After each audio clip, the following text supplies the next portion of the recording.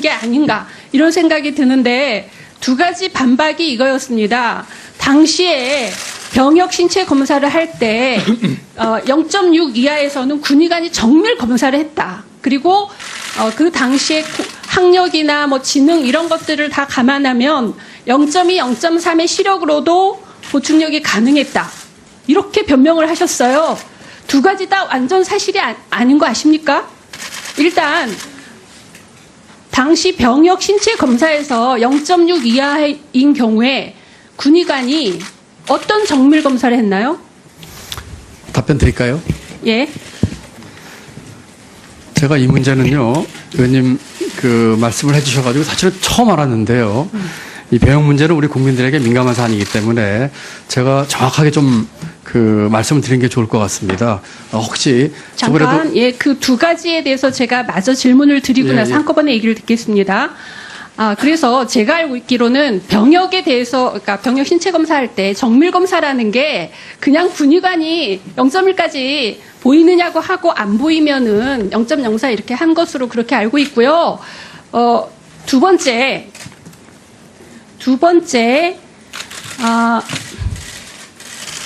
0.2였으면 당시에 무조건 현역에 갔습니다. 예, 당시에 그 증인이 아까 후보자가 말한 대로 학력, 체격, 연령, 지능 네 가지를 고려한 건 맞는데요. 이 지금 지능의 경우에는 그냥 고졸이면 무조건 2점을 줬습니다.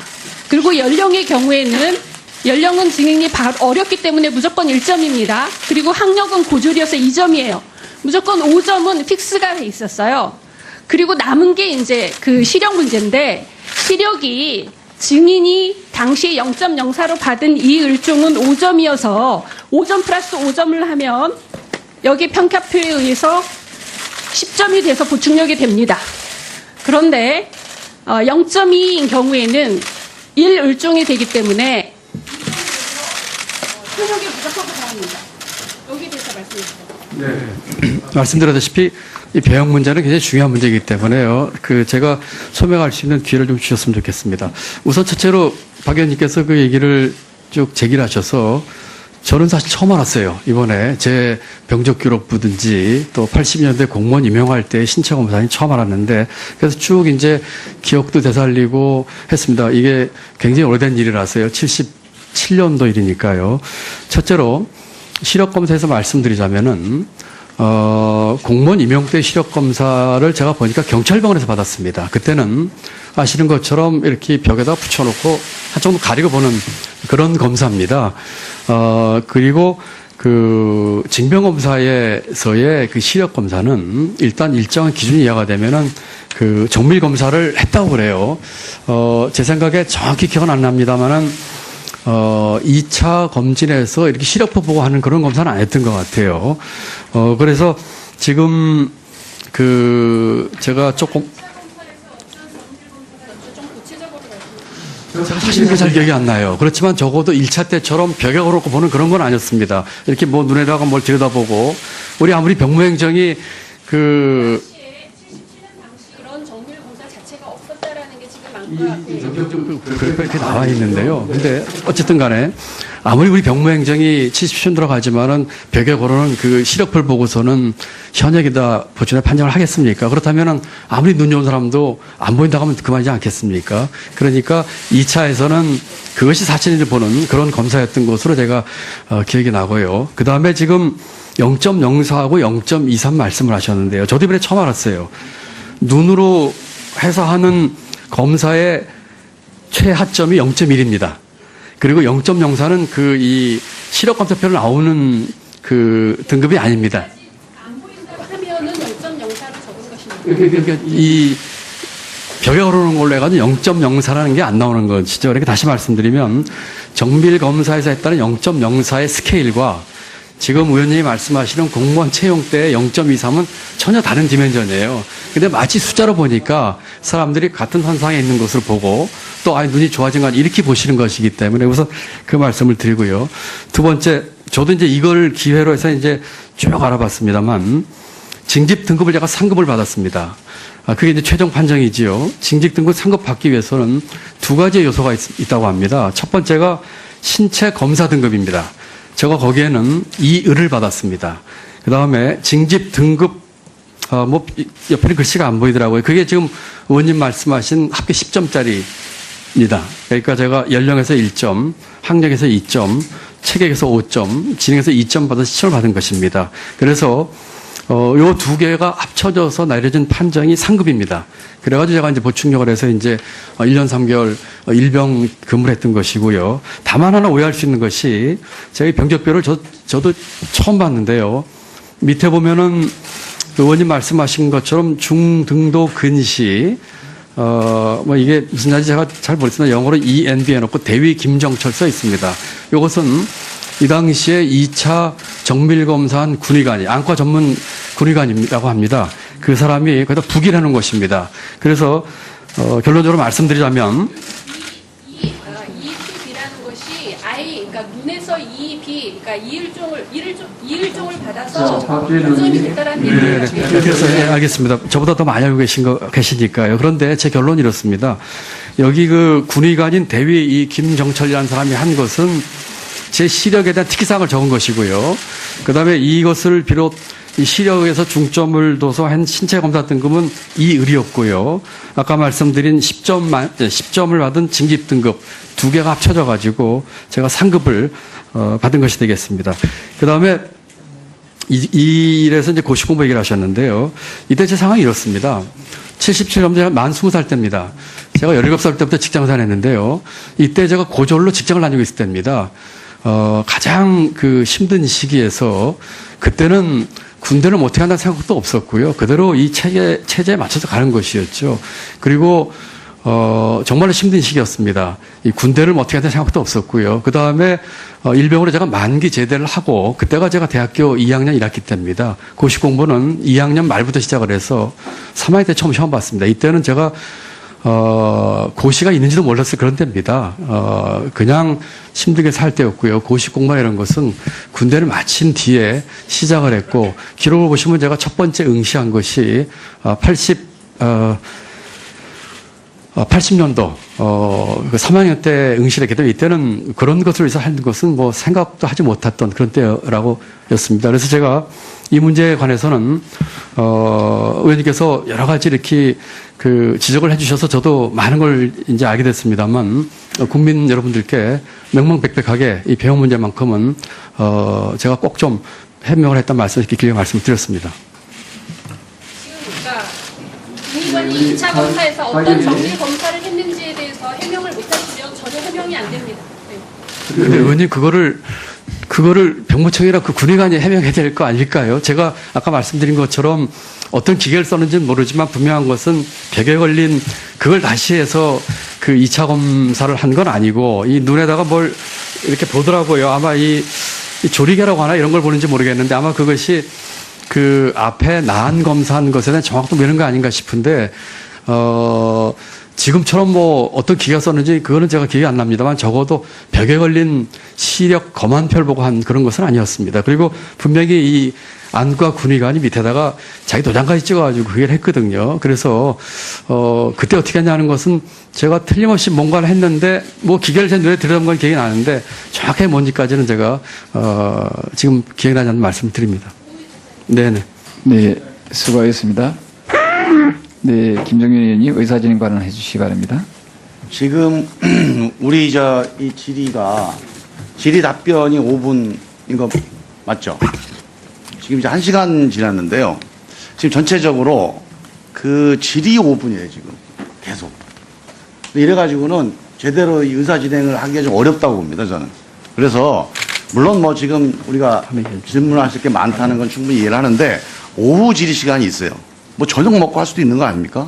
그래서 일단 질의 규칙을 좀 제대로 지킬 수 있도록 위원장님께서 잘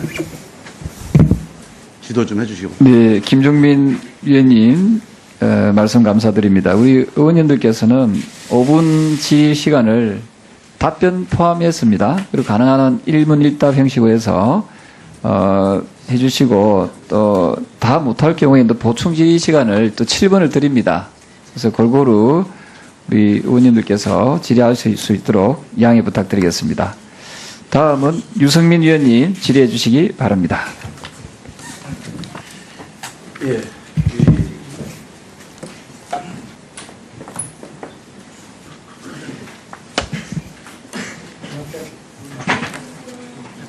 아, 이걸 들어봐. 이게 편한데.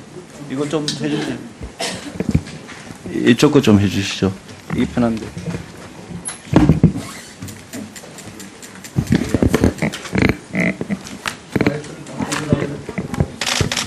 예, 이걸 하겠습니다. 예. 예. 우리 후보자님 축하드립니다. 예. 그 부총리 겸 기재부 장관이 되시면 중심을 잡고 네. 정말 이 어려운 경제를 헤쳐나가는데 잘 해주시길 바랍니다. 기대가 큽니다. 네, 감사합니다. 예. 몇 가지 좀 물어보겠습니다. 우리 후보자께서 평생을 그 경제부처의 공무원으로 아주 중요한 일을 하시면서 가져오신 우리 경제에 대한 어떤 철학이나 정책 방향, 이런 게 문재인 정부, 문재인 대통령께서 약속한 그런 거하고 얼마나 이렇게 일치한다고 생각하십니까? 글쎄요, 저는 오랫동안 경제 일을 하면서 나름대로 갖고 있었던 생각과 철학이 비슷하다고 생각을 합니다. 네.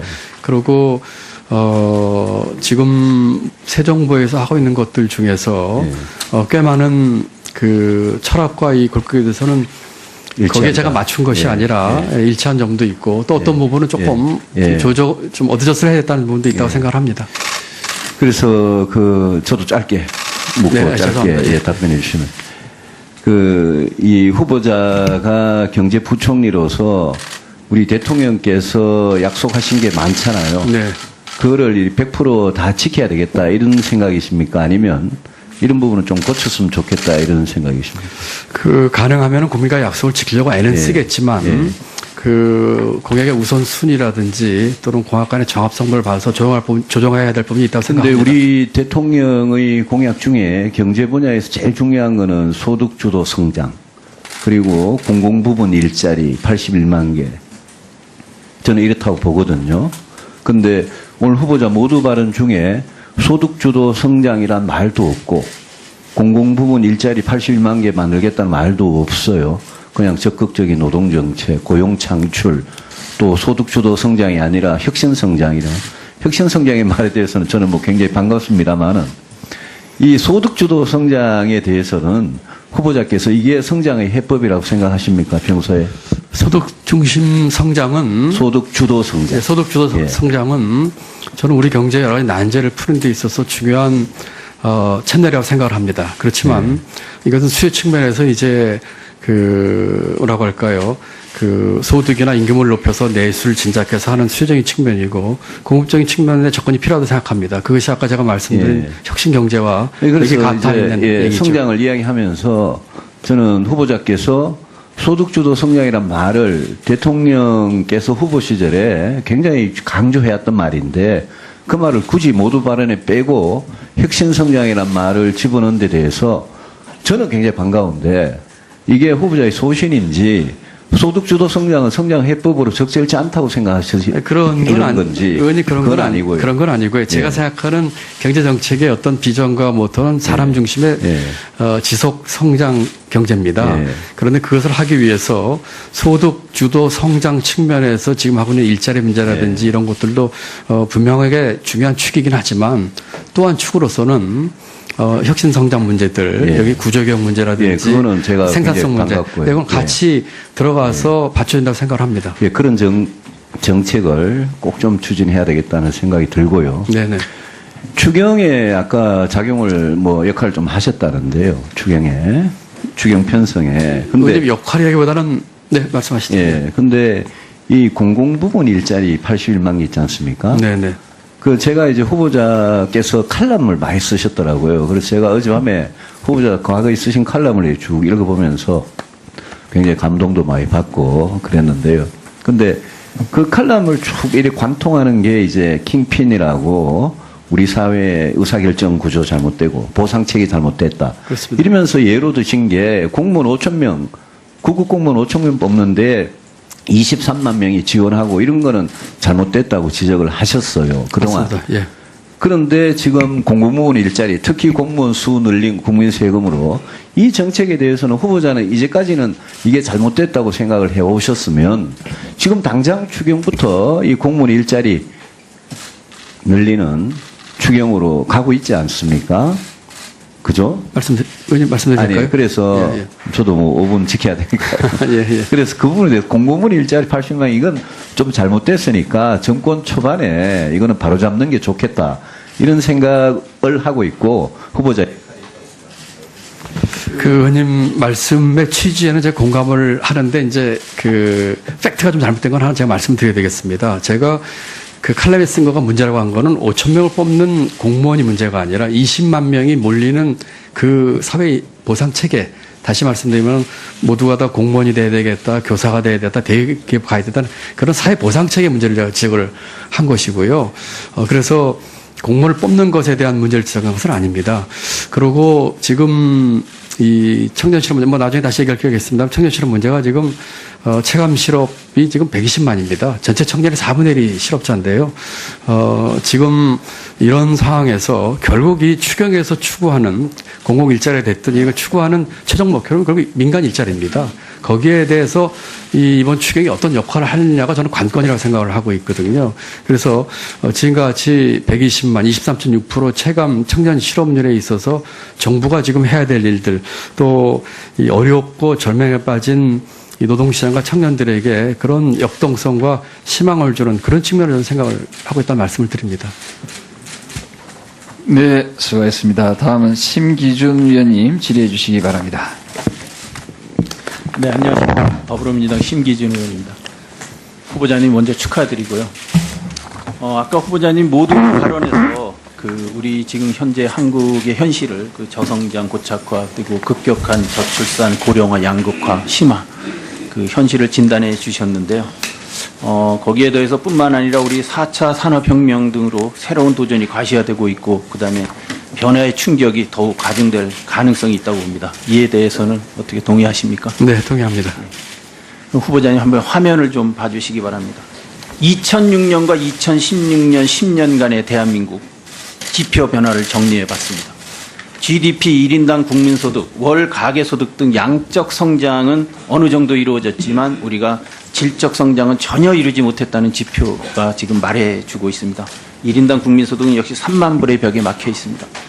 후보자님 10년간 발전 없는 대한민국의 현실과 향후 5년 안에 구조적 문제점을 시정하지 못할 경우 부패와 양극화로 몰락한 필리핀의 전철을 밟을 수도 있다는 의견도 있습니다. 어떻게 생각하십니까? 뭐 필리핀의 전철은 좀 과하신 예 같고요. 지난 10년 동안에 2006년도에 2만 불 소득 돌파한 뒤로 지금 계속 정체 내지는 3만 불을 못 뚫고 있습니다. 일종의 이 바틀렉인데요. 앞으로 5년 굉장히 중요한 시기라고 생각을 해서 그 같은 경제 구조적인 문제 해결에 저희가 매진해야 될 때라는 그런 말씀을 드립니다. 네, 다시 한번 화면을 좀 봐주시기 바랍니다. 경제 사회 분야별로 주요 정책을 제시했는데 후보자님 이러한 지금 보시면 이 방향에 대해서 지금 어떻게 좀 동의를 좀 하십니까? 제가 지금 뭐 잘 안 보이고 네. 큽니다만 대체적으로 의원님 주신 게 네. 맞는 방향이 아닌가 싶습니다. 예. 그러게요. 근데 이 공약들이 사실은 우리 후보자님께서 2006년 실무 책임자로 만드신 비전 보고서 2030의 세부 내용입니다. 네네.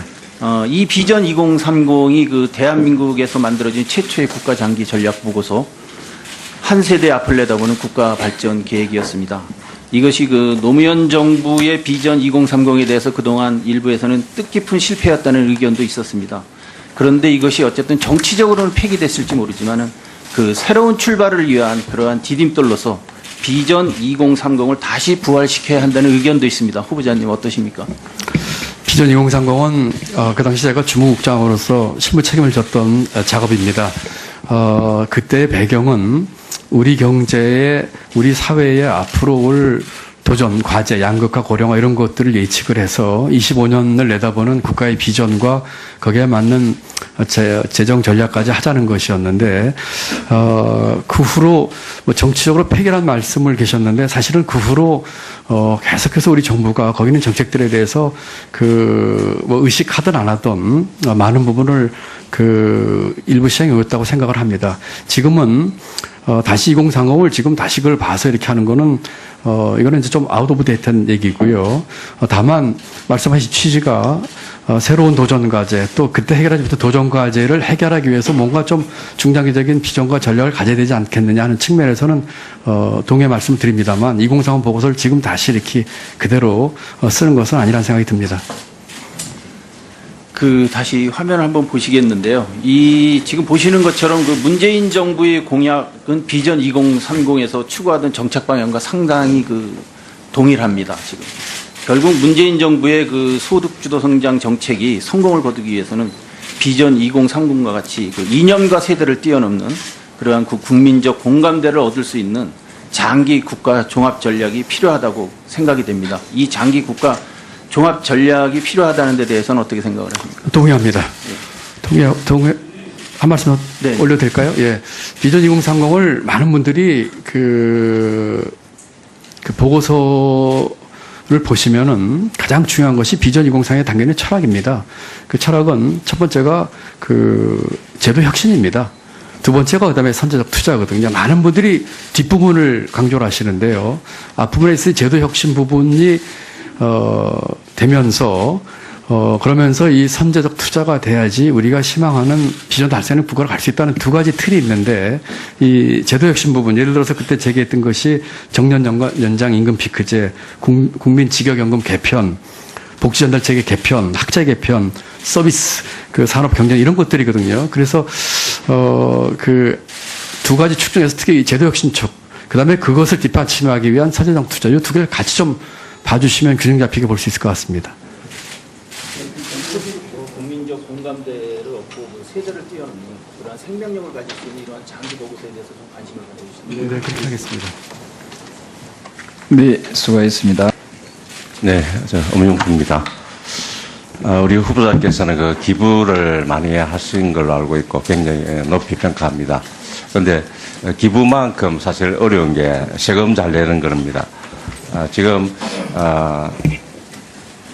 우리 일반적인 사람들이 웬만하면 또 합법적인 방법이 있다면 세금 안 내려고 하는 게 일반적인 심정인데 지금 저는 우리 후보자께 질문 드리기 전에 제가 이 분야에 오랜 종사 경험이 있습니다. 그래서 친족 간의 재산의 대물림 또 정리를 위해서 일반적으로 현장에서 쓰는 방법이 차용증을 활용해서 내가 빌렸다 부모로부터 그래서 이거는 정리가 아니다 이런 게 많이 현장에서 활용되고 있습니다. 사실 네네. 제가 볼 때는 후보자의 케이스도 마찬가지입니다. 지금 후보자께서는 부인과 더불어서 약 1억 7천만 원의 부모로부터 돈을 받았습니다. 받았고 실제 일반 차입 거래와 마찬가지로 이거는 정려가 아니고 빌린 것이다 이렇게 주장하고 있고 또 해명 자료에서도 2015년 이전에 빌린 부분은 1억 미만이므로 이거는 이자를 안 내더라도 과세가 아니다, 과세 대상이 아니다 이렇게 주장하고 있는 것이죠. 예. 하지만 특수관계인의 거래에 있어서는 예를 들면 지금 후보자가 차용증도 쓰고 이자도 줬기 때문에 이거는 차입으로서 증여세 과세 대상이 아니라고 말씀을 하시지만 그게 필요 충분 조건이 아닙니다. 합법적인 방법으로 많이 쓰지만 과세관청에서는 보다 엄격히 들여다봅니다. 첫째는 뭐냐면은 그 차입 자체가 실제 차입인지 아니면은 차입을 가장한 정년지를 봅니다. 그런데 우리 후보자의 경우에는 그 당시 모친으로부터 돈을 받을 때 이미 금전적인 상황이 좋았습니다. 차입할 수 있는 금액보다도 몇 배의 자금을, 현금 자금을 갖고 있었습니다. 그래서 그건 차입이라고 볼 수가 없고 정리를 위한 차입입니다.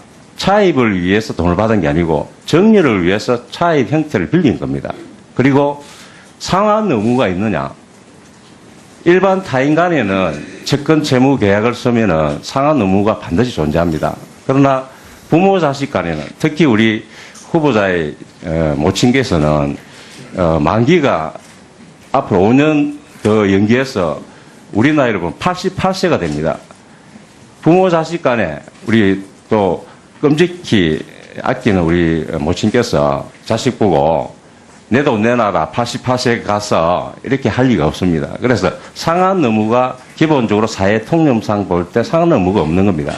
그래서 이자를 지급했건 또는 차용증을 썼건 상관없이 후보자의 케이스는 증여세 과세 대상입니다. 제가 판단할 때 후보자가 4,028만 원을 빌린 것은 직계 좀비속 관계이기 때문에 과세 미달입니다. 하지만 부인이 빌린 1억 3천만 원은 약 2천여만 원의 증여세를 납부해야 될 그런 대상입니다. 그래서 우리 후보자께서 지금 제가 아무리 얘기를 해도 후보자는 부인할 겁니다. 그렇죠?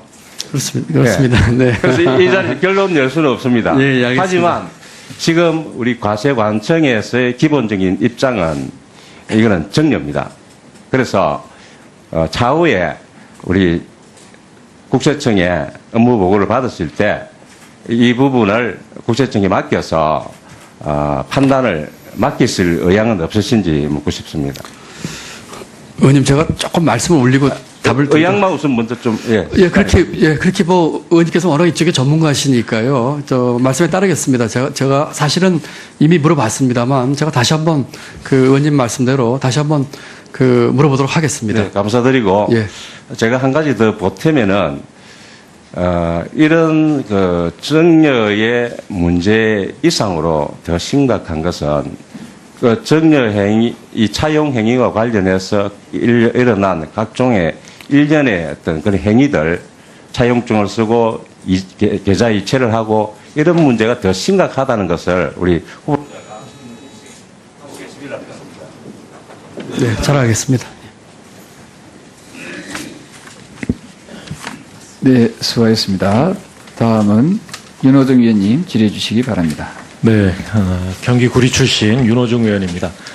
김동연 후보자님, 예, 후보자로 추천되신 것을 진심으로 축하드리고요.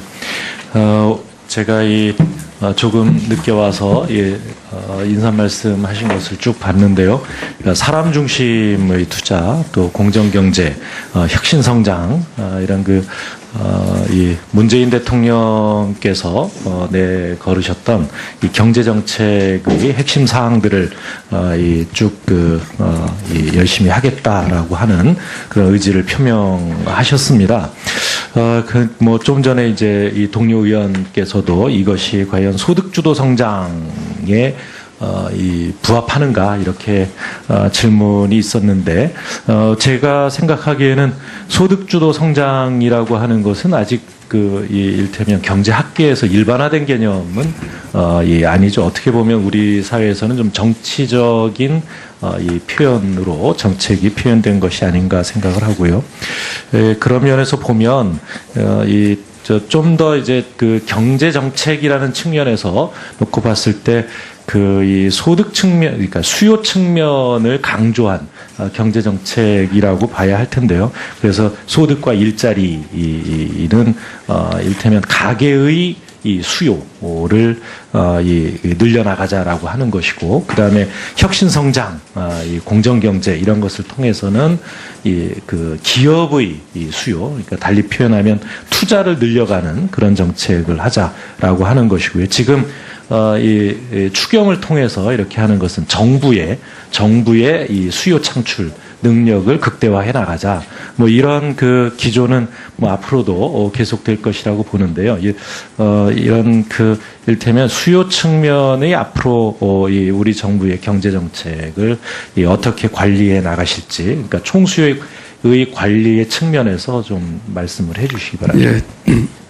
우리 윤 의원님께서 아주 정확하게 설명을 해주신 것 같습니다.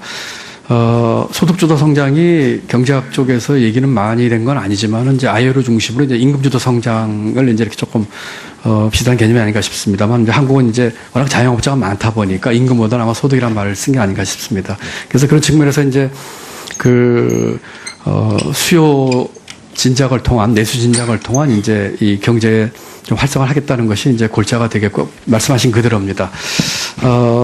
좀 첨언을 드리자면은 그런 측면에서 이번에 추경도 좋은 의미를 갖고 있고요. 이번에 정부가 이제 강력한 의지를 표명한 것이 되겠습니다. 이제 그런 식으로 또 다른 정책들도 일자리 문제나 통해서 그렇게 차질 없이 하려고 생각을 하고 있고요. 다만 이것이 이제 워낙 커지다 보니까 조금 간과되고 있는 측면이 아까 유승민 의원님께서도 질의가 계셨습니다만은 이 혁신성장 부분입니다. 지금 일자리가 궁극적으로 민간에 생겨나야 되는 것이고요. 일자리가 민간에 생겨나기 위해서는 결국 기업이 제대로 하게끔 하는 터전과 이걸 북돋아줘야 되는 것입니다. 물론 불공정 관행이라든지 이런 것도 제가 고칠 것은 있지만 그런 측면에서 이 공급 측면에서 기업의 기살리기 또 구조개혁 문제, 또 생산성 향상 문제 이런 것들이 같이 이렇게 받쳐야 되는 걸 생각을 합니다. 앞에 이제 윤 의원님 말씀 그 부분이 이제 많이 강조가 되다 보니까 뒷부분이 조금 간과된 것 같아서 좀 균형 잡힌 시각으로 좀 보는 게 어떨까 하는 생각을 해봅니다. 네, 저도 조금 첨언해서 말씀을 드리면 지금 그렇다고 해서 수요 측면의 정책에서 공급 측면의 정책을 가미하고 있는 거 아니냐 네. 이렇게 보기도 합니다만 실제로 보면 저 기업의 투자라고 하는 것도 총수요의 일부이고 그리고 또 우리처럼 그러니까 그 대외 경제 부문이 비대해져 있는 이런 경우에 요즘 올해 들어서 지표도 이 수출 부문의 호조세를 타고 수출 부문에서의 투자는 좀 이 호전이 되는데 비해서 내수는 아직도 얼어붙어 있기 때문에 내수 부문의 투자는 아직도 네. 어려운 상태에 있습니다. 이런 이 부문 간의 불균형 이런 문제까지를 모두 고려한 그런 정책을 펴주셔야 될 거다라는 말씀을 드리고요. 네. 그 다음에 또 하나 말씀드리고 싶은 것은 우리 뭐 5 주요 후보들께서 선거를 통해서 공통적으로 내놓으신 공약들이 있습니다. 징벌적 손해배상제 확대라든가, 그 다음에 재벌의 일감 몰아주기 규제를 강화하겠다라든가, 또 금융 소비자 보호를 강화하겠다라는 이런 이 정책들은 이 5 후보 모두의 공통적인 정책이기 때문에 그런 부분들에 대해서는 여야의 동의를 얻어서 시급히 추진을 해주십사. 네, 그렇게 하겠습니다. 네, 수고하셨습니다. 다음은 박명재 위원님 질의해 주시기 바랍니다. 우리 후보자님 축하드립니다. 그 MB 정부 그리고 박근혜 정부 이르기까지 후보자는 예산실장, 기재부 2차관, 국무조정실장 등 예산과 우리 경제정책을 또 재정정책을 입안하고 추진하고 조정하는 그런 중요한 역할을 해오셨죠. 네, 그렇습니다. 앞으로 이제 문재인 정부의 초대 경제부총리가 되게 된다면은 경제정책을 총괄하고 조정하는 중요한 역할을 할 텐데. 네네. 어떻습니까? 앞으로 이런 그 대통령의 경제정책, 대통령 공약을 갖다가 단순히 실천하는 수단적, 기술적 차원에 머무르지 않고 주도하고 잘못된 공약, 방향을 바로잡고 수정하고 보완하는 그런 역할, 소위 책임부총리, 책임장관의 역할을 하실 겁니까? 그렇게 하려고 노력하겠습니다. 예. 그런 관점에서 시간이 없기 때문에 기본적인 경제정책 방향에 대해서 짧게 질문하겠습니다. 나중에 보충지를 통해서 충분히 논의가 되니까 네네. 답변해 주세요. 후보자가 만약 지금 예산 실정이었다면 이번 일자리 창출 추경 국가정급상 합당하고 제출하겠습니까? 안 하겠습니까? 예, 하겠습니다. 합니까? 네. 유일호 부총리는 추경은 없다고 얘기했는데 그 잘못된 것이 없습니까? 유 부총리께서는 그 당시에 1사분기 지표를 보고 하자는 조금 유보적인 말씀을 하셨지. 자, 예. 그 다음에요. 지금 이 일자리 창출 12,000개 공직부문 특히 네네. 이게 우리 일자리 창출의 마중말 역할을 한다고 보십니까? 어떻게 생각하십니까? 그것은 앞으로 이 추경에 어떻게 그걸 제대로 돈을 쓰고 또 추경뿐만 아니라 다른 것까지 합쳐서 민간의 일자리에 나게끔 마중물 역할을 이 하느냐. 마중물은 어떤 역할을 할 때 마중물 역할이 됩니까? 본물을 끌어와야 되겠죠. 예. 그 공무원 12,000개 늘린 게 그것이 다른 일자리 창출에 도움이 됩니까? 자, 그건 나중에 얘기하도록 하고요. 예. 정부는 최대 고용주라고 지금 대통령께서 말씀하셨는데 동의하십니까? 최대 고용주 중에 하나죠. 예. 중요한 고용 최대 주체죠. 고용주입니까? 모범 고용주입니까? 모델 엠플로이입니까? 최대 고용주입니까? 정부가. 지금 우리 경제산업부 다른 두 할수 가지가 있 정부가 스스로 고용하는 것이 아니고 네네. 민간 부분들이 고용을 창출할 수 있도록 지원하고 조성하고 촉진해주는 그렇습니다. 예. 규제개혁, 그렇습니다. 노동개혁의 총사령부가 돼야 되는 거 아닙니까? 지금 그리스 경우 잘 아시죠? 네? 그 그리스의 경우, 그리스, 베네수엘라, 그다음에 아르헨티나. 예. 그리스가 어떻게 됐습니까? 공무원 일자리 늘어가지고 그겁니까? 실업률 해소하기 위해서 정부가 파탄 정책 이런 알고 계시죠? 네, 좀 얘기하고요. 그다음에 최저임금 인상 3년 만에 완수하겠다 그러는데 그대로 10,000원에 도달시키도록 3년만 달성하려면 어떻게 한 해에 얼마씩 올려야 되는지 알고 계십니까? 15.7%라 예, 하겠습니다. 그대로 예. 추진하시겠습니까? 그 문제는 또 여러 가지 중소기업과 또 자영업자 문제가 있기 때문에 같이 균형 잡힌 시각에서 지난해 증가율이 7.3%, 2배 이상 급격히 올려야 되고요.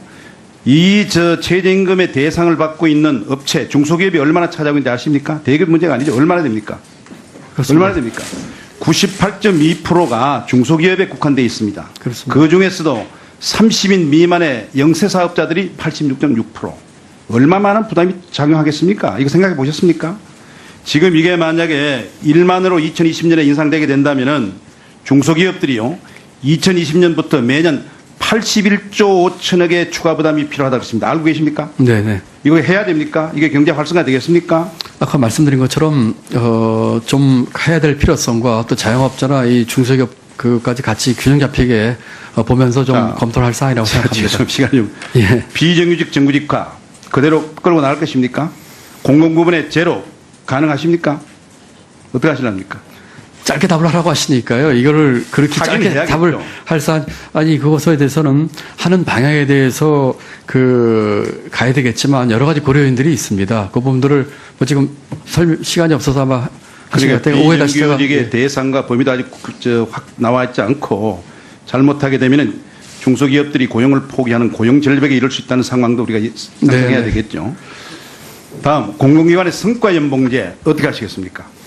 성과연봉제도 성과연봉 취지는 우리 보수 합리화에 따라서 맞는 방향으로 그게 지금 지난 정부의 공공개혁의 가장 핵심 부분이었는데 지금 이걸 어떻게 하겠다는 거예요. 법원의 판단이 맡겨두고 있는데 도대체 자본주의 시장 경제에서 인사와 보수를 노적에 물어사는 것 이건 맞는 얘기인가요?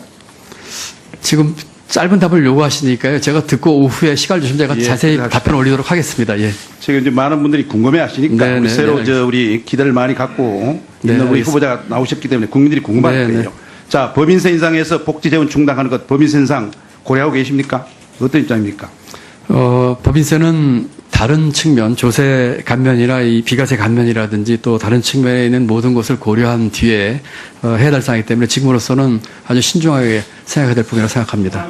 낮게 보게 되면은 보고서 중에 유망 서비스 산업 육성하겠다고 그러는데 소위 지난 우리 정부가 추진해왔던 서비스 산업 발전법, 그다음에 규제 프리존법 이거 지난번 지금의 여당 민주당의 강렬한 반대 비시고 못 해왔는데 정부에서 포기하는 척 하시는 겁니까? 그대로 하실 겁니까? 서비스 기본법은 의료법인 투자개방 의료법인 문제만 조금 더 좀 뭐 국회라든지 관계한 점 의논이 필요한 사항이고 기본적으로는 해야 된다고 생각을 하고 있고요. 프리 유망 서비스 산업 발전하면서 이 모두 하는 속에 전혀 이익이 없어서 그 정도 답하시고 예. 그렇게 하겠습니다.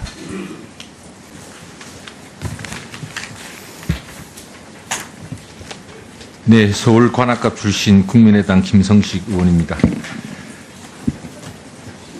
본 의원이 보기에 우리 김동연 후보자의 경우 이제 적격이냐 부적격이냐 문제는 오늘 청문회를 다 거쳐서 확인될 일이지만 적어도 문재인 대통령의 경제 수장으로서는 부적합한 게 아닌가 하는 그런 논란이 있을 수 있다고 생각합니다. 생각이 비슷하고 철학이 비슷해야 구현이 가능한 거죠. 경제정책이라고 하는 것은. 그러면서도 저는 오늘 서면 자료 여러 가지 김동연 후보자가 낸 것을 보면 과거에 MB 정부 때 고위공직자를 지낸 때와는 다른 답변 내용을 많이 이야기하고 있는데 혹시 이것은 좀 권력의 입맛에 따라 입장을 바꾸는 게 아닌가라는 논란이 날 수 있고 또 시장의 불확실성을 줌으로써 과연 경제정책을 제대로 할 수 있느냐에 대한 논란도 생길 수가 있습니다. 본 의원이 간단하게만 몇 가지 자료를 띄웠습니다. 문재인 대통령의 경제정책과 김동연 후보자가 기왕에 해온 경제정책과는 너무나 부적합한 매치라고 저는 생각합니다. 4대강 사업입니다. 대통령께서 비정상적인 사업이다, 혈세 낭비 전면 재조사해야 된다라고 김동연 후보자를 지명한 바로 다음 날 한 거 알고 계시죠? 청와대에서. 그때 김동연 후보자는 4대강과 관련해서 당시 청와대 경제비서관, 국정과제비서관, 기재부 예산실장 2차관으로 지냈잖아요. 4대강과 관련해서 내가 무관하다고 말할 수는 없지 않습니까? 근데 아시다시피 지금 수공만 하더라도 그때 기재부 자료는, 정부 자료는 8조가 수공에 들어가지만 사실상 이렇게 저렇게 수변 다 개발하고 하면 갚을 수 있으니까 이자만 대주면 됩니다. 이랬었어요. 근데 지금까지 수변 공간 사업으로 갚은 게 없습니다. 당시 기재부 보고서는 거짓말입니다.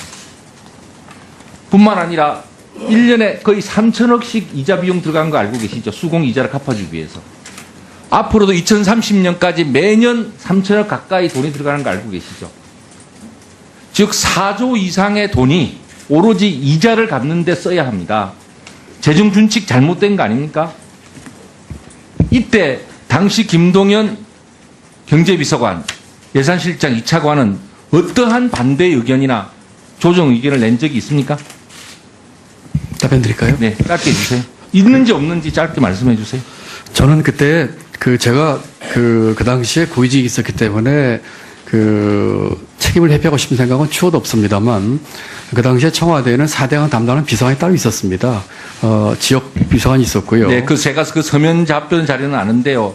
2008년에 경제비서관을 했으면서 기획 단계에 아예 관계를 안 했다라고 말하는 것도 저는 어불성설이고 예산실장 2차관 하면서 2011년, 12년도에 계속 예산을 집어넣는데 문제 제기를 안 했다는 것도 저는 이상합니다. 그러니까 지금과 같은 재정의 왜곡, 대통령께서 말하는 혈세 낭비 사례가 생긴 거죠. 그때 적극적으로 무엇을 했는가는 밝히지 않겠지만 동시에 무엇이 잘못돼 가고 있으니 이렇게 하면 기재부 예산 전체를 운용하는데 잘못됐다는 방향을 바로잡기 위한 노력조차 흔적이 보이지 않습니다. 재정 건전성 문제, 지금 문재인 대통령은 5년간 178조를 쓰겠다고 합니다. 재정 지출 증가율 7%를 하겠다고 합니다. 본 의원의 계산으로는 이렇게 하면 관리 예상 수지 적자가 거의 100조 가까이 2020년이면 되게 돼 있습니다. 증세를 하지 않으면. 그런데 후보자는 2012년에 기재부 차관 시절, MB정부 차관 시절 정치권 복지 공약에 예산이 들어간다면 디제스터, 재앙이라고 말하면서 선관위 경고까지 받으면서 복지 확대에 대해서 제동을 걸려고 했습니다. 철학이 맞지 않지 않습니까?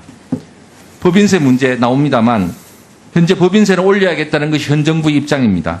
그러나 MB정부 08년도에 기획됐던 그 무지막지한 감세정책, 본 의원이 그것을 막기 위해서 엄청나게 고생을 했습니다만 25%를 20%를 한꺼번에 떨어뜨리려는 것을 틀어막는 과정에 있었다는 것을 뒤에 있는 공무원들 다 잘 아실 거예요.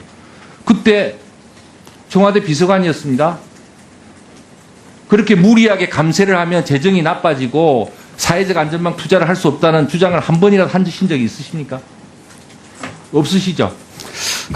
지금 답변을 짧게 드릴 성격이 아니라 좀 제가 말씀드리고 싶은데 시간이 없으니까요. MB정부 시절에 예산실장이나 차관 시절 혹은 비서관 시절에 비서관이라는 핵심 조직입니다. 여러 감세 정책이 진행될 때 이것은 너무 무리하다든가 잘못돼 간다든가 그렇게 지적을 하시는 겁니다. 정부는 어차피 법인세 증세 등을 추진해서 어차피 재정 갭을 메워가려고 하고 있지 않습니까? 그 당시에 2008년도는 국제금융 위기로요. 미국의 서프라임 모기지로 해서 우리 경제가 지금 난파하냐는. 아까 나기 전에 MB 정부의 감세안이 국회로 던져졌어요. 서프라임 모기지가 나면서 조정이 되기 시작한 겁니다. 서프라임 모기지가 18대 국회 의원이었어요. 서프라임 모기지가 이제 2008년 9월에 이제 리만 브라더스 처벌이 됐지만. 제가 묻고자 하는 것은 당시 감세 정책에 대해서 후보자가 반대한 적이 있냐고요. 그렇게 뭐 길을 쓰고 반대한 적은 없습니다. 더 보충 질의를 하겠지만 그런 말씀드려서 김동연 후보자는 상대적으로 사람 중심 투자를 오늘 말씀하셨지만 아마 그 이야기를 거의 최근에 하셨을 거라고 생각해요. 과거에 김동연 후보자의 말 속에서 경제정책 속에서 그런 부분으로 옹호하거나 적극적으로 추진한 것을 본 적이 없습니다. 그런데 보충 질의 좀 더 하기는 하겠지만 적어도 문재인 후보 대통령의 경제 철학과 적합하지 않다. 이렇게 생각하고 나머지 PPT 띄어진 저 내용도 함께 좀 보시면서 나중에 보충 질의 때도 확인해 나가겠습니다. 제가 30초만 좀 답을 올리고 그 나머지는 좀 뒤에 올리도록 하겠습니다. 제가 지금 정부나 뭐 새 대통령의 뭐 코드에 맞고 안 맞고 하는 문제가 그 본질을 떠나서요. 그 여러 가지 말씀이 계셨는데 4대 강도 그렇고 재정 건전성도 말씀이 계셨는데 제가 예산실장 때 두 번의 예산을 편성하면서 짰던 두 번째 예산이 사람 중심 일자리 예산입니다. 그러니까 제가 그때 했으니까 맞다 이런 말씀 드리려고 하는 건 아닙니다. 또 이 건전성 문제도요. 재정 건전성 문제도 그 재정 건전성이라는 것은 왜 필요한 것이냐면 많은 재정 관료들이 재정을 튼튼하게 하는 걸 목적으로 하고 있죠. 그렇지만 그게 목적은 아니죠. 필요할 때 돈을 써야 되는 것이죠. 그렇기 때문에 어느 시점을 잡아서 그때는 돈을 쓰지 말라고 그랬다. 지금은 쓰자고 했다. 이렇게 동일 잣대로 말씀하시는 거는 조금 저는 다른 견해가 있다는 말씀을 드리고 자세한 건 오해 다시 한번 말씀을 드리도록 하겠습니다.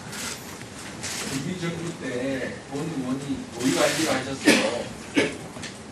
책임 있는 입장을 가지고 또 최근에 와서 입장이 어떻게 바뀌었는지 모든 것을 설명을 안 하지만 대외적으로 어떤 정책을 당시에 민정부가 편집하는 다 객관적으로 드러난 사실이고 그것으로 인해서 재정적으로 어떠한 잘못된 사례가 남아있고 이것도 다 드러나 있는 내용들입니다. 네, 알겠습니다. 감안하셔서 오늘 보충질의에 계속해서 과거에 했던 내용을 갖고 좀 얘기를 해주시기 바랍니다.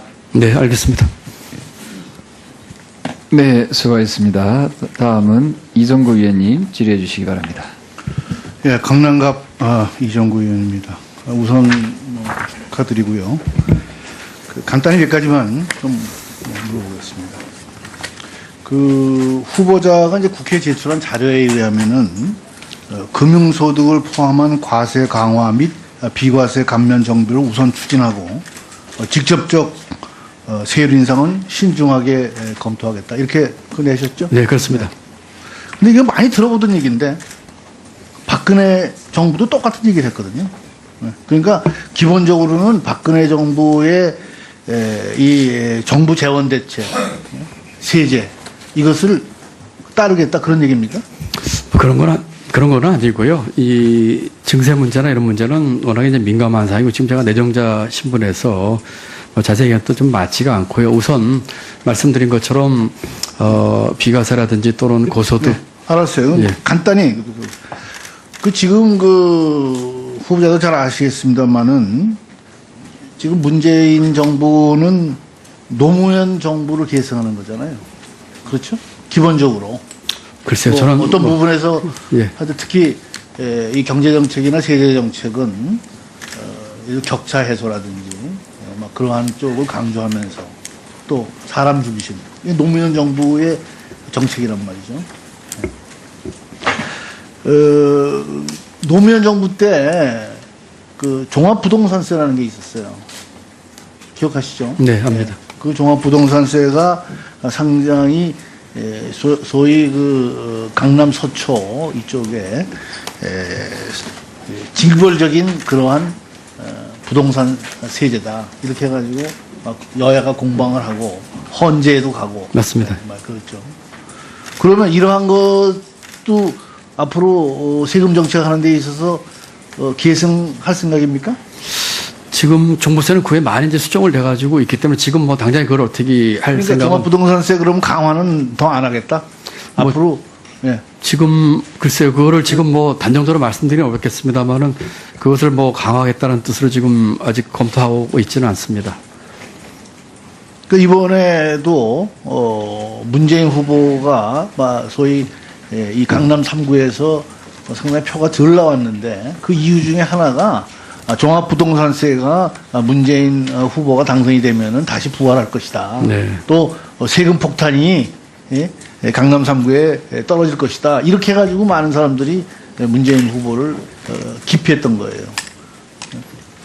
종부세 이 종부세 이런 문제에 대해서는 이게 좀 그 사회의 어떤 갈등을 야기하고 그렇게 바람직한 세제가 아니다 하는 것에 대해서는 동감하시죠? 예, 종부세가 제가 기억하기로는 그 공약에서도 빠져 있고요. 최종적으로 다 종부세가 되는 빠져 있고요. 그다음에 이 문제는 이제 보유세, 거래세를 이제 좀 균형 잡히 어떻게 볼 거냐 문제를 포함해서 뭐 아주 신중하게 좀 봐야 될 그런 사안이라고 생각합니다. 지난번에 그 김진표 그 국정기획자문위원장이 그 종교인에 대한 과세는 조금 준비가 덜 돼가지고 좀 늦추겠다 이렇게 얘기를 했죠. 예, 그렇게 들은 걸로 동감하시는 거예요? 언론 보도를 봤습니다. 예, 동감하시요?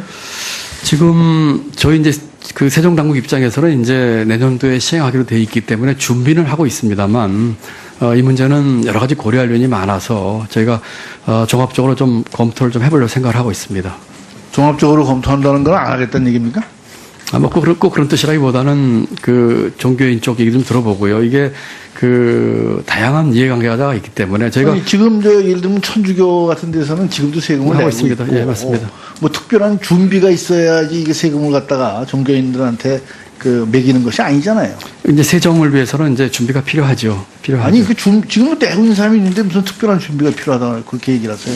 그건 아닌 것 같은데 다 지금 파악은 돼 있다는 얘기예요. 예? 무슨 말씀인지 아시겠습니까? 네, 내는 사람도 있는데 내는 사람과 안 내는 사람은 지금 내는 분들은 자발적으로 내고 계십니다. 예. 글쎄요. 예, 예. 하여튼 그것도 좀 검토를 해주시고요. 예, 예. 지금 우리나라의 근로자의 면세 비율이 46.8%입니다. 그렇습니다. 예. 네. 많은 사람들이 면세를 하고 있어요. 근데 소득이 있는 곳에 세금 있다. 이게 국민 계세주의에 어긋나는 거 아니에요? 이렇게 거의 과반이 되는 사람들이 실질적인 소득세를 갖다가 내지 않고 있는 거는 이거는 그 선진 그 세제라고 볼 수가 없죠. 그렇습니다. 예. 동의하시죠? 네, 그렇습니다. 그래서 예를 들면 총 급여가 2천만 원을 넘는 그런 근로자를 대상으로 해가지고는 일정 수준의 최저한 맞다. 이런 학계의 견해가 있습니다. 어떻게 생각하세요? 지금 이제 국민 계세주의로 해서 이제 그 세원을 넓히는 거는 어치로 동감을 하고요. 다만 이제 이 저소득층 세부담 문제라든지 이런 것들이 있기 때문에 여러 가지 좀 지금 의원님 말씀하신 그런 제도를 도입했을 때 구체에 나타나는 효과를 조금 더 분석을 해봐야 될 것 같습니다. 분석을 해보고 검토한다는 건 안 하겠다는 게? 아니, 뭐 꼭 그런 뜻으로 듣지 마시고요. 예, 들어주지 마시고요. 어쨌든 계세주의나 보다 넓은 이 세원의 기반을 확충했다는 데는 동의를 합니다. 네, 수고하셨습니다. 다음은 김두관 의원님 질의해 주시기 바랍니다. 예, 경기도 김포갑 김두관 의원입니다. 먼저 축하드립니다. 새 정부가 출범할 때마다 많은 국민들께서는 굉장히 많은 기대를 갖고 있고요. 특히 이제 남북 핵위기 이런 거와 관련해서 국방 안보에 대한 관심도 매우 높지만 역시 일반 국민들께서는 먹고 사는 문제에 대해서 가장 주목하고 계시고 이제 새 정부의 기대가 매우 큰데 경제수장으로 우리 김동연 후보자 내정된 점에 대해서 굉장히 이제 기대도 크고 관심도 매우 높습니다. 감사합니다. 학자들 간에 여러 가지 분석이 있지만 제가 볼 때는 소득의 양극화 문제하고 불평등 구조를 해소하는 것이 한국 경제의 가장 근본적인 해결책이다 이런 생각을 갖습니다. 특히 이제 최근 청와대 장하성 정책실장도 소득 격차가 큰 거에 대한 많은 우려를 했고 또 실업 문제에 대해서도 많은 우려를 하셨는데요. 이 장하성 정책실장 그런 견해에 대해서 어떤 입장을 갖고 있습니까?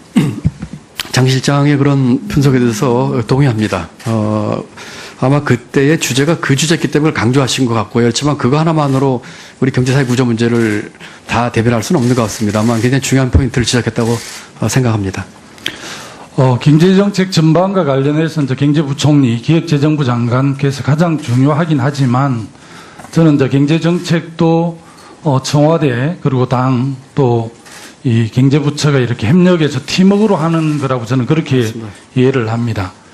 김수현 그 청와대 사회수석, 최근에 경제보좌관으로 어제 임명을 받은 김현철 교수, 또 아마 지금 그 청문 채택을 눈앞에 두고 있는 김상조 공정거래위원장, 이런 분들하고 평소에 좀 정책 현안과 관련해서 교분이 좀 있으십니까?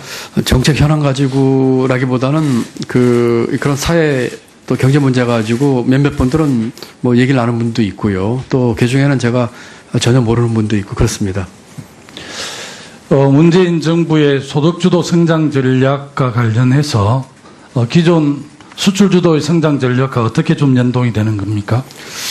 조금 다른 디멘전이라고 생각을 합니다. 수출 주도는 우리가 이제 워낙 이제 내수 쪽에서 이제 문제가 많기 때문에 내수를 키우는 측면에서 이제 소득 중심, 소득 주도 이런 것들이 이제 우리 내수 경기 활성화라든지 이런 측면에 이제 기여를 해야 될 것 같고요. 수출은 그렇다고 해서 저희가 우리 경제가 간과할 수 없는 중요한 또 포인트지요. 그래서 이 소득주도 중심으로 인한 내수 진작, 또 수출 활성화를 통한 외부 쪽에서의 그 경제 기여, 플러스 아까 말씀드린 우리 기업들, 또 생산성, 또 구조개혁 같은 그런 공급 측면에서의 것들이 같이 이렇게 좀 조화롭게 된다고 생각하고 있습니다. 우리 존경하는 아까 송영길 의원께서 지적하신 조선산업, 네. 해운산업과 관련해서 대안들을 좀 말씀하셨는데 그런 견해에 대해서는 동의하십니까? 네, 동의합니다. 그리고 지금 국민들께서 많이 걱정하고 계신 게 1,300조가 넘는 가계부채인데요. 가계부채와 관련해서 DTI, LTV 규제를 강화해야 된다 이런 주장들을 하시더라고요. 최근에 국토부 장관으로 내정된 김혜미 의원께서도 그런 주장하시는데 그런 견해에 대해서는 어떤 입장을 갖고 계십니까? 지금 LTV하고 DTI 얘기를 꺼내는 것은 아직 내정자 신분으로서 조금 적절치 않다고 생각을 합니다. 다만 지금 서울시장 중심으로 이 부동산 시장이 이상과열 현상을 보이고 있는 측면에 대해서 지금 면밀히 주시하고 있습니다. 부동산 투기는 용납할 수 없다는 정부의 의지가 확고하고요. 또 내주부터는 또 일부 이 관계부처가 현장 점검도 할 예정에 있다는 말씀을 드립니다. 아직 그 LTV DTI 문제는 여러 가지 고려인이 많기 때문에 지금 말씀드린 가계부채 문제라든지 부동산 과열 문제라든지 있지만 또 다른 측면에서 또 봐야 될 측면이 있기 때문에 이런 상황을 면밀히 보면서 관계부처 협의를 거쳐서 결정하도록 하겠습니다. 예, 참여정부 말 2007년에 GDP 대비 58%였던 가계부채 비율이 지금은 약 90% 정도 되고 총액에서도 665조에서 지금 1,400조 가까이 돼서 굉장히 걱정하고 계신 거 아시죠? 네, 그렇습니다. 네, 그 점에 대해서 좀 면밀하게 검토를 해서 대책을 잘 좀 세워주시기. 네, 그렇게 하겠습니다.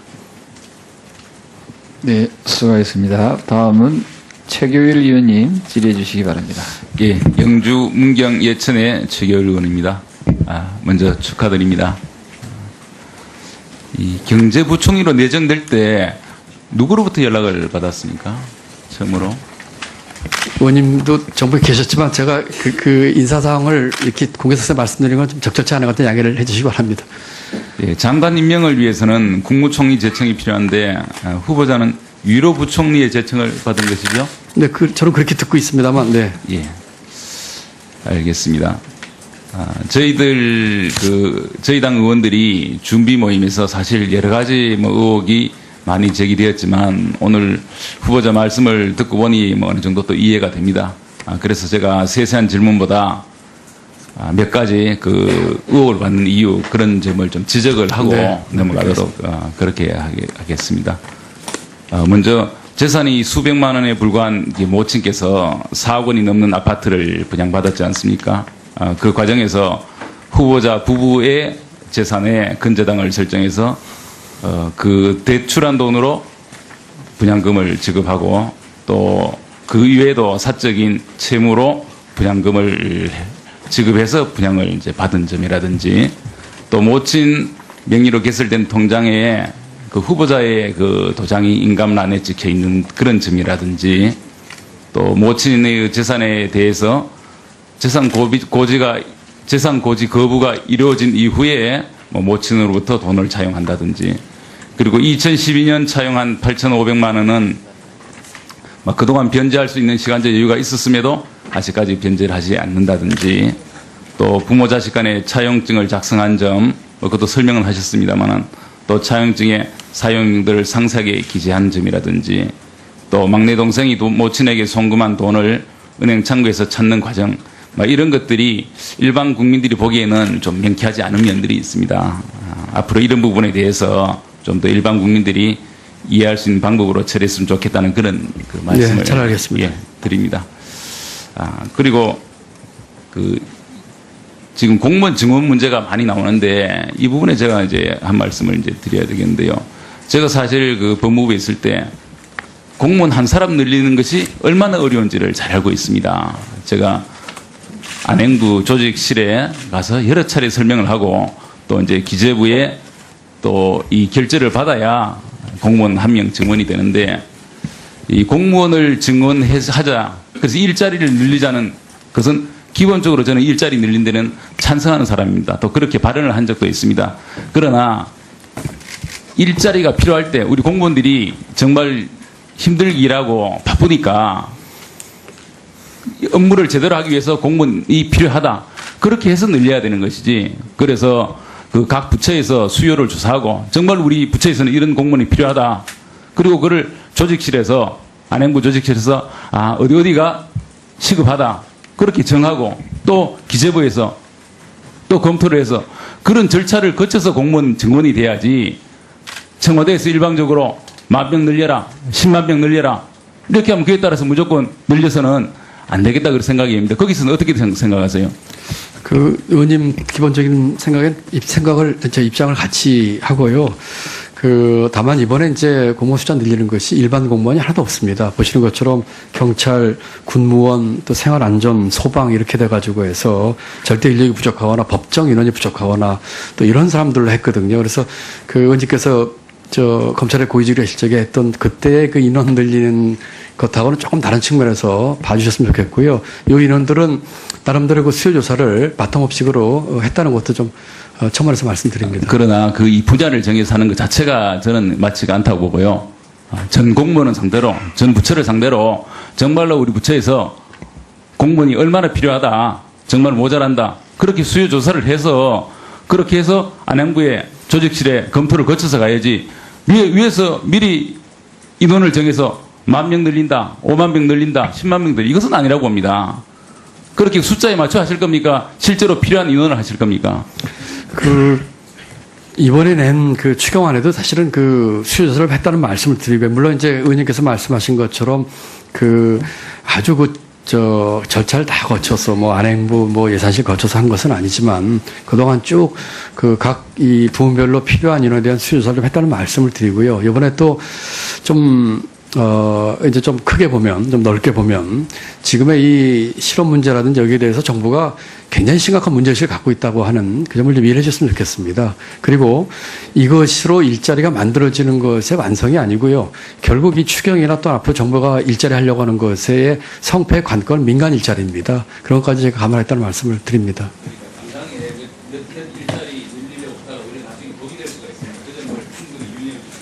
네, 잘 알겠습니다. 오전 질의 마지막 순서입니다. 질의해 주시기 바랍니다. 네, 반갑습니다. 경기 광명을 출신의 이현주입니다. 우리 후보자님께서는 국무조정실장 할 때 저희하고 또 일을 많이 하셔서 후보자께서 일을 잘 하실 거라고 기대를 합니다. 그런데 이제 제가 볼 때는 조금 의문이 드는 게요. 사실 과거에 두 정부에서 계속 예산실장, 기재부 차관, 또 국무조정실장 이렇게 역임을 하셨잖아요. 네네. 그리고 그때 아시겠지만 경제정책의 기조가 낙수효과에 기반한 그런 경제성장 정책이었는데 실제로 후보자께서도 2014년 2월에 아랫목 온기 윗목으로 가서 국민이 체감하게 할 것이다. 그런데 그 온기가 아랫목에서 윗목으로 가는데 시간이 조금 걸릴 뿐이다. 이런 발언도 하셨어요. 그래서 지금 어떻게 좀 생각하시는지, 혹시 생각의 변화가 있는지 이게 좀 제가 볼 때는 현 정부의 경제정책 방향하고 좀 일치하지 않는다 이렇게 생각하는데 좀 간단하게 말씀해 주시겠습니까? 제가 그때 아랫목 운목했던 얘기의 컨텍스트는 제가 기억을 못하고 있습니다만 아마 그때 고용률 70% 14년 로드맵 2월 예, 그때 아마 고용률 70% 로드맵 작업을 할 때 했던 말로 기억을 합니다. 그때도 지금 그 고용을 올리기 위해서 70% 로드맵 만들고 그때 이제 기초연금 도입 등 일자리 창출 복지학주 그때 했던 말이었기 때문에 네. 기본적으로 뭐 같은 맥락이 아닐까 하는 생각을 네. 해봅니다. 네. 그래서 어쨌든 그 얘기가 그런데 이제 기본적으로 이제 당시에 낙수 효과에 대한 어떤 그 강조를 계속 하시면서 하신 얘기인데요. 지금 이 부분에 대해서는 지금 생각이 좀 바뀌셨나요? 낙수 효과에 대해서는요, 의원님, 아까 우리 심기준 의원께서 질의가 계셨습니다만 제가 만들었던 국장 때 비전 2030에서 이미 낙수 효과의 한계에 대해서 얘기를 하면서 네. 제도 개혁과 이 선투자를 얘기를 했었거든요. 그렇기 네. 때문에 이것을 그리고 그 한계에 대해서 네. 이미 그 당시에 생각을 하셨고 지금도 그렇게 생각하신다. 한계에 대해서 한계가 네. 있다 이렇게 네, 생각한다. 그렇게 얘기해 주시면 네. 저는 이제 후보자께서 굉장히 합리적인 그런 생각을 가지고 있다 이렇게 기대를 하는데요. 다만 이렇게 보면 지금 현 정부의 어떤 일자리 정책 관련해서 일자리 늘린다는데 반대할 사람이 누가 있겠습니까? 근데 과연 일자리가 어떻게 늘어날 것이고 어떻게 해야 일자리가 늘어나고 또 아시겠지만 이 경제가 굉장히 여러 가지 서로 상호작용을 갖고 있기 때문에 자칫 잘못하다가는 일자리를 늘리는 게 아니라 일자리를 오히려 위축시키는 결과를 갖고 올 수도 있습니다. 그래서 아까 잠깐 말씀하시던데 민간 일자리 위주로 사실 일자리가 늘어야 되는 것이잖아요. 그래서 국민들의 혈세로 공무원을 늘려서 일자리를 늘리겠다. 이것이 궁극적인 목적은 아닐 거라고 생각을 그렇습니다. 합니다. 그런데 이 공무원 후보자께서 말씀을 여러 가지를 하셨는데 과거에 이제 보면 공무원을 이제 후보자께서 철밥통 이렇게 표현을 하셨어요. 뭐 그것은 많은 분들이 그렇게 표현을 하시니까 어떤 예를 들어서 굉장히 경직돼 있고 유연하지 못한 그래서 효율성이 떨어지고 경쟁력이 떨어지는 이런 어떤 공무원 사회, 관료 사회의 특징을 말씀하신 거다 이렇게 보는데요. 저는 뭐 어느 정도 인정을 합니다. 그렇기 때문에 오히려 관료 사회나 이 공공부문은 개혁을 해야 될 부분이 굉장히 많다. 그래서 그 개혁해야 될 부분을 놔두고 그냥 무작정 늘리게만 해서는 이것이 굉장히 감당하기 힘들어지고 오히려 이런 것들이 경제의 어떤 순환을 막아서 굉장히 침체로 갈 가능성이 굉장히 그런 위험이 있다라고 생각을 합니다. 아까 말씀하신 그런 소방직이라든지 뭐 이런 부분에 대해서는 제가 인정을 하지만 그러나 이 개념 자체는 방향 자체를 너무 이렇게 가는 것은 문제가 있지 않는가.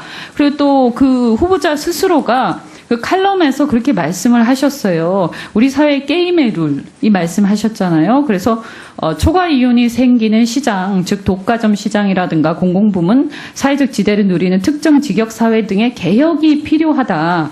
그래야 경제가 발전한다, 성장한다 이런 말씀하셨고 저는 일정 부분 동의를 하는데요. 이 얘기로 보자면 어떤 관료사회나 어떤 공공부문이라는 게 이제 독과점적 구조를 원래 갖고 있잖아요. 그래서 그것을 비대화시켰을 때 오히려 경제가 위축될 수 있다. 일자리도 줄어들 수 있다. 이 부분에 대해서 저는 아주 깊은 고민이 필요하다 생각하는데 어떻게 생각하십니까? 의원님 지적에 전적으로 공감합니다. 이 공공부문이나 아까 말씀하신 그 철밥통 내지는 이 기득권 카르텔 이쪽에 있어서는 저희가 분명하게 이 개혁을 해야 되는 부분이고요.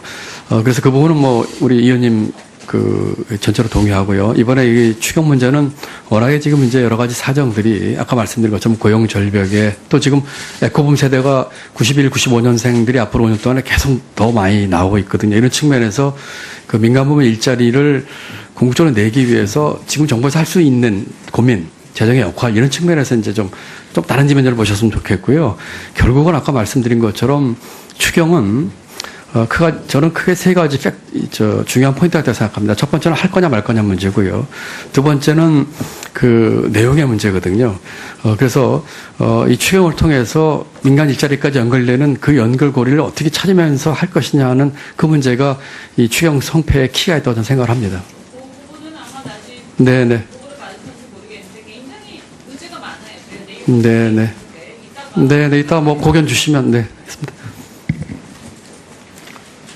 네, 원활한 회의 진행을 위해 잠시 정회한 후 2시에 속개하겠습니다.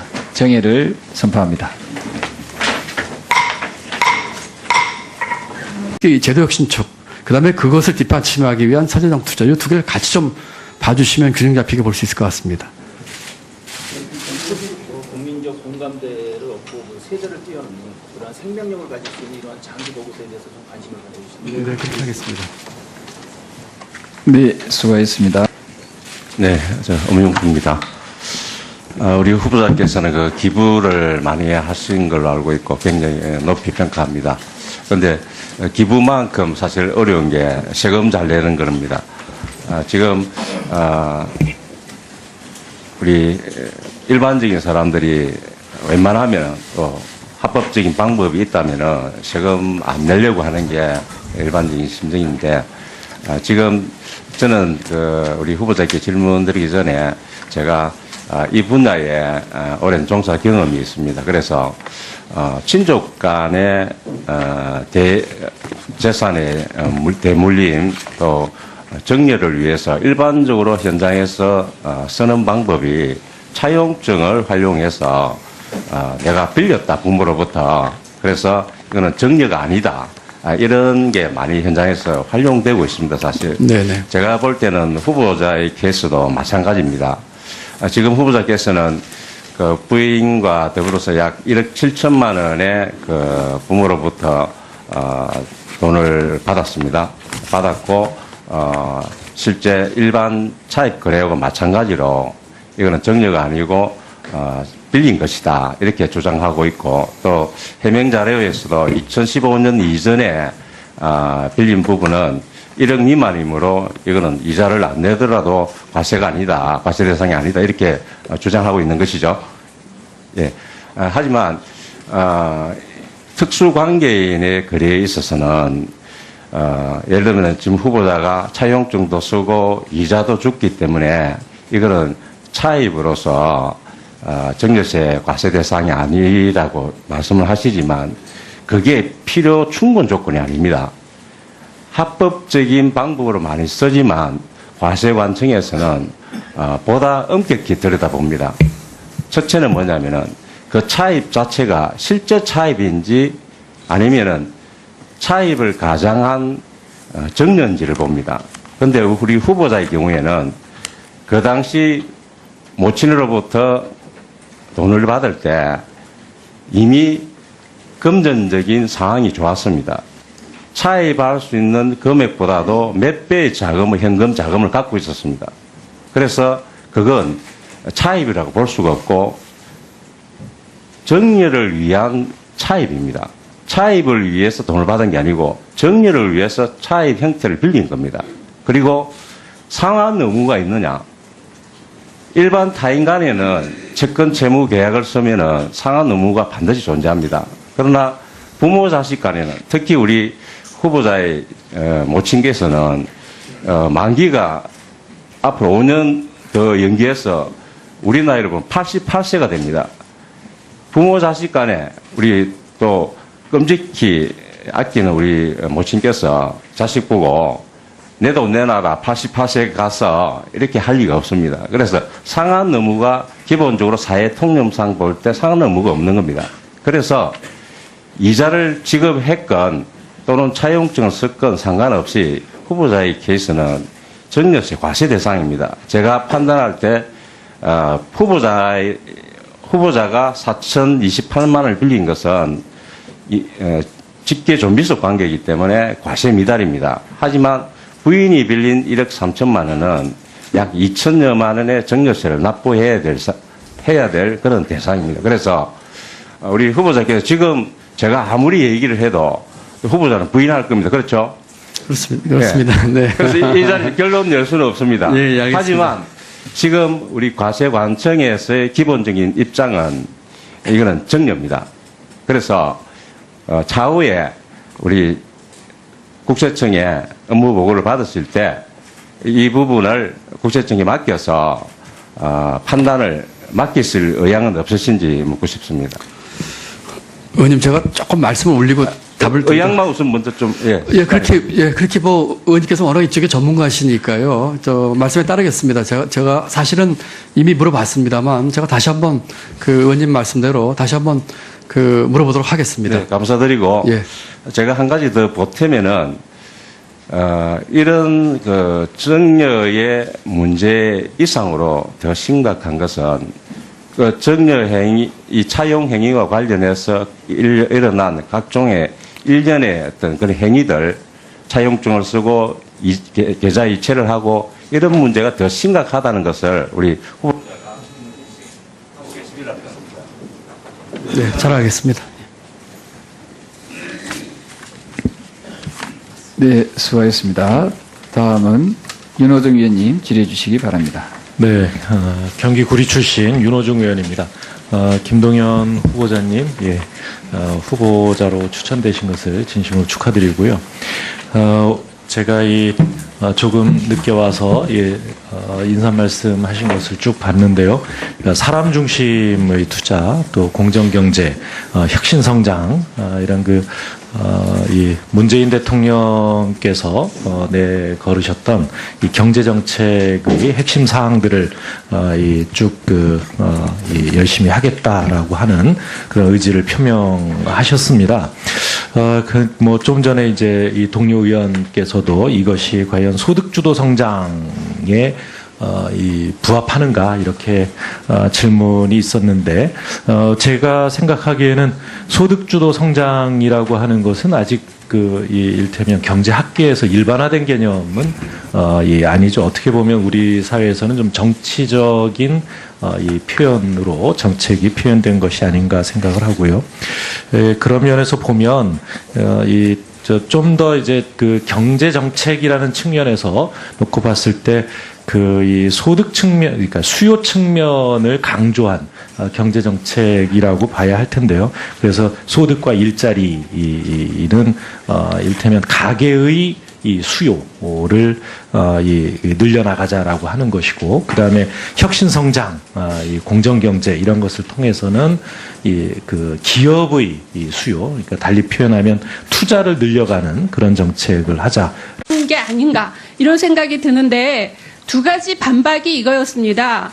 당시에 병역 신체 검사를 할 때 0.6 이하에서는 군의관이 정밀 검사를 했다. 그리고 그 당시에 학력이나 뭐 지능 이런 것들을 다 감안하면 0.2, 0.3의 시력으로도 보충력이 가능했다. 이렇게 변명을 하셨어요. 두 가지 다 완전 사실이 아닌 거 아십니까?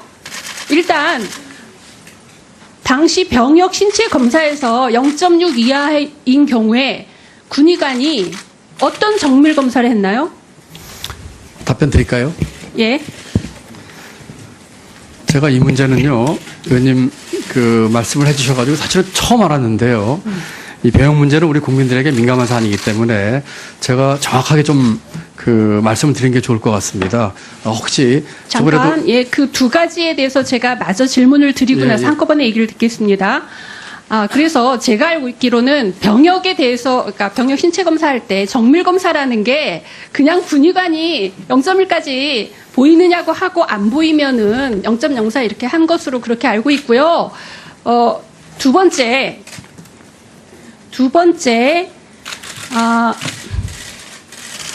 0.2였으면 당시에 무조건 현역에 갔습니다. 예, 당시에 아까 후보자가 말한 대로 학력, 체격, 연령, 지능 네 가지를 고려한 건 맞는데요. 이 지금 지능의 경우에는 그냥 고졸이면 무조건 2점을 줬습니다. 그리고 연령의 경우에는 연령은 증인이 어렵기 때문에 무조건 1점입니다. 그리고 학력은 고졸이어서 2점이에요. 무조건 5점은 픽스가 돼 있었어요. 그리고 남은 게 이제 시력 문제인데, 시력이 증인이 당시 0.04로 받은 이 을종은 5점이어서 5점 플러스 5점을 하면 여기 평가표에 의해서 10점이 돼서 보충력이 됩니다. 그런데 0.2인 경우에는 1을종이 되기 때문에 현역이 무조건 바랍니다. 여기에 대해서 말씀해 주세요. 말씀드렸다시피 이 배역 문제는 굉장히 중요한 문제이기 때문에요. 제가 소명할 수 있는 기회를 좀 주셨으면 좋겠습니다. 우선 첫째로 박 의원님께서 그 얘기를 쭉 제기를 하셔서 저는 사실 처음 알았어요. 이번에 제 병적 기록부든지 또 80년대 공무원 임용할 때 신체 검사는 처음 알았는데 그래서 쭉 이제 기억도 되살리고 했습니다. 이게 굉장히 오래된 일이라서요. 77년도 일이니까요. 첫째로 시력 검사에서 말씀드리자면은 공무원 임용 때 시력 검사를 제가 보니까 경찰병원에서 받았습니다. 그때는 아시는 것처럼 이렇게 벽에다 붙여놓고 한쪽도 가리고 보는 그런 검사입니다. 그리고 그 징병검사에서의 그 시력 검사는 일단 일정한 기준이 이하가 되면은 그 정밀 검사를 했다고 그래요. 제 생각에 정확히 기억은 안 납니다만은 2차 검진에서 이렇게 시력표 보고 하는 그런 검사는 안 했던 것 같아요. 그래서 지금 제가 조금 사실 그게 잘 기억이 안 나요. 그렇지만 적어도 1차 때처럼 벽에 걸어놓고 보는 그런 건 아니었습니다. 이렇게 뭐 눈에다가 뭘 들여다보고 우리 아무리 병무행정이 그런 정밀 검사 자체가 없었다라는 게 지금 그렇게 나와 있는데요. 근데 어쨌든 간에 아무리 우리 병무행정이 70년 들어가지만은 벽에 걸어놓은 그 시력표를 보고서는 현역이다 보충해 판정을 하겠습니까? 그렇다면은 아무리 눈 좋은 사람도 안 보인다고 하면 그만이지 않겠습니까? 그러니까 2차에서는 그것이 사진을 보는 그런 검사였던 것으로 제가 기억이 나고요. 그 다음에 지금 0.04하고 0.23 말씀을 하셨는데요. 저도 이번에 처음 알았어요.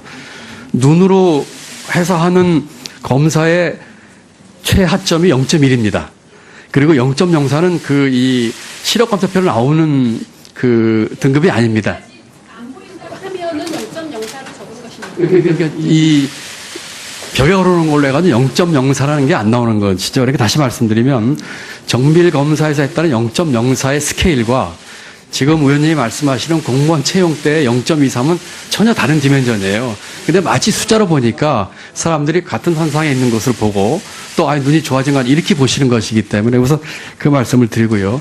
두 번째, 저도 이제 이걸 기회로 해서 이제 쭉 알아봤습니다만 징집 등급을 제가 상급을 받았습니다.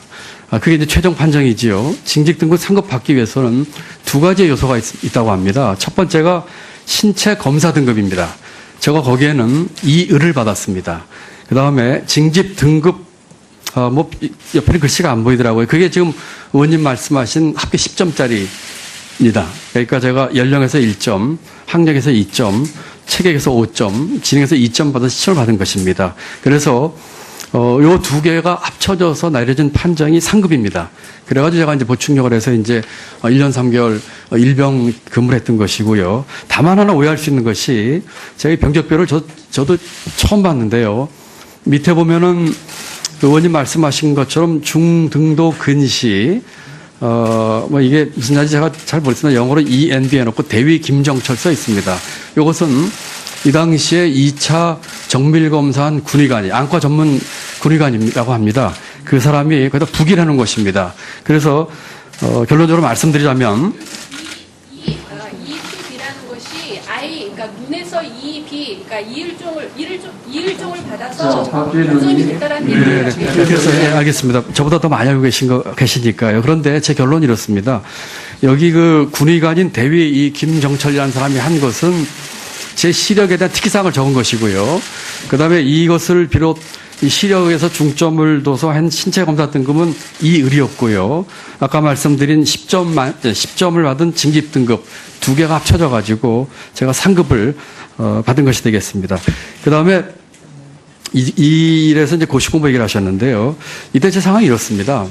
77년 제가 만 20살 때입니다. 제가 17살 때부터 직장을 다녔는데요. 이때 제가 고졸로 직장을 다니고 있을 때입니다. 가장 그 힘든 시기에서 그때는 군대를 못해 한다는 생각도 없었고요. 그대로 이 체제에 맞춰서 가는 것이었죠.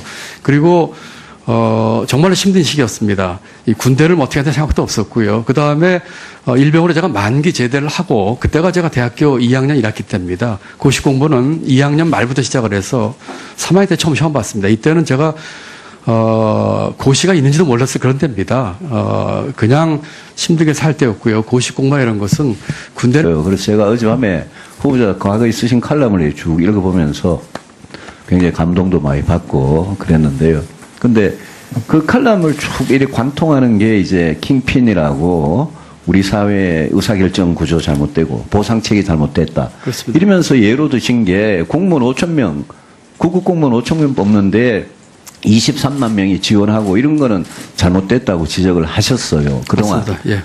그런데 지금 공무원 일자리, 특히 공무원 수 늘린 국민 세금으로 이 정책에 대해서는 후보자는 이제까지는 이게 잘못됐다고 생각을 해 오셨으면 지금 당장 추경부터 이 공무원 일자리 늘리는 추경으로 가고 있지 않습니까? 그죠?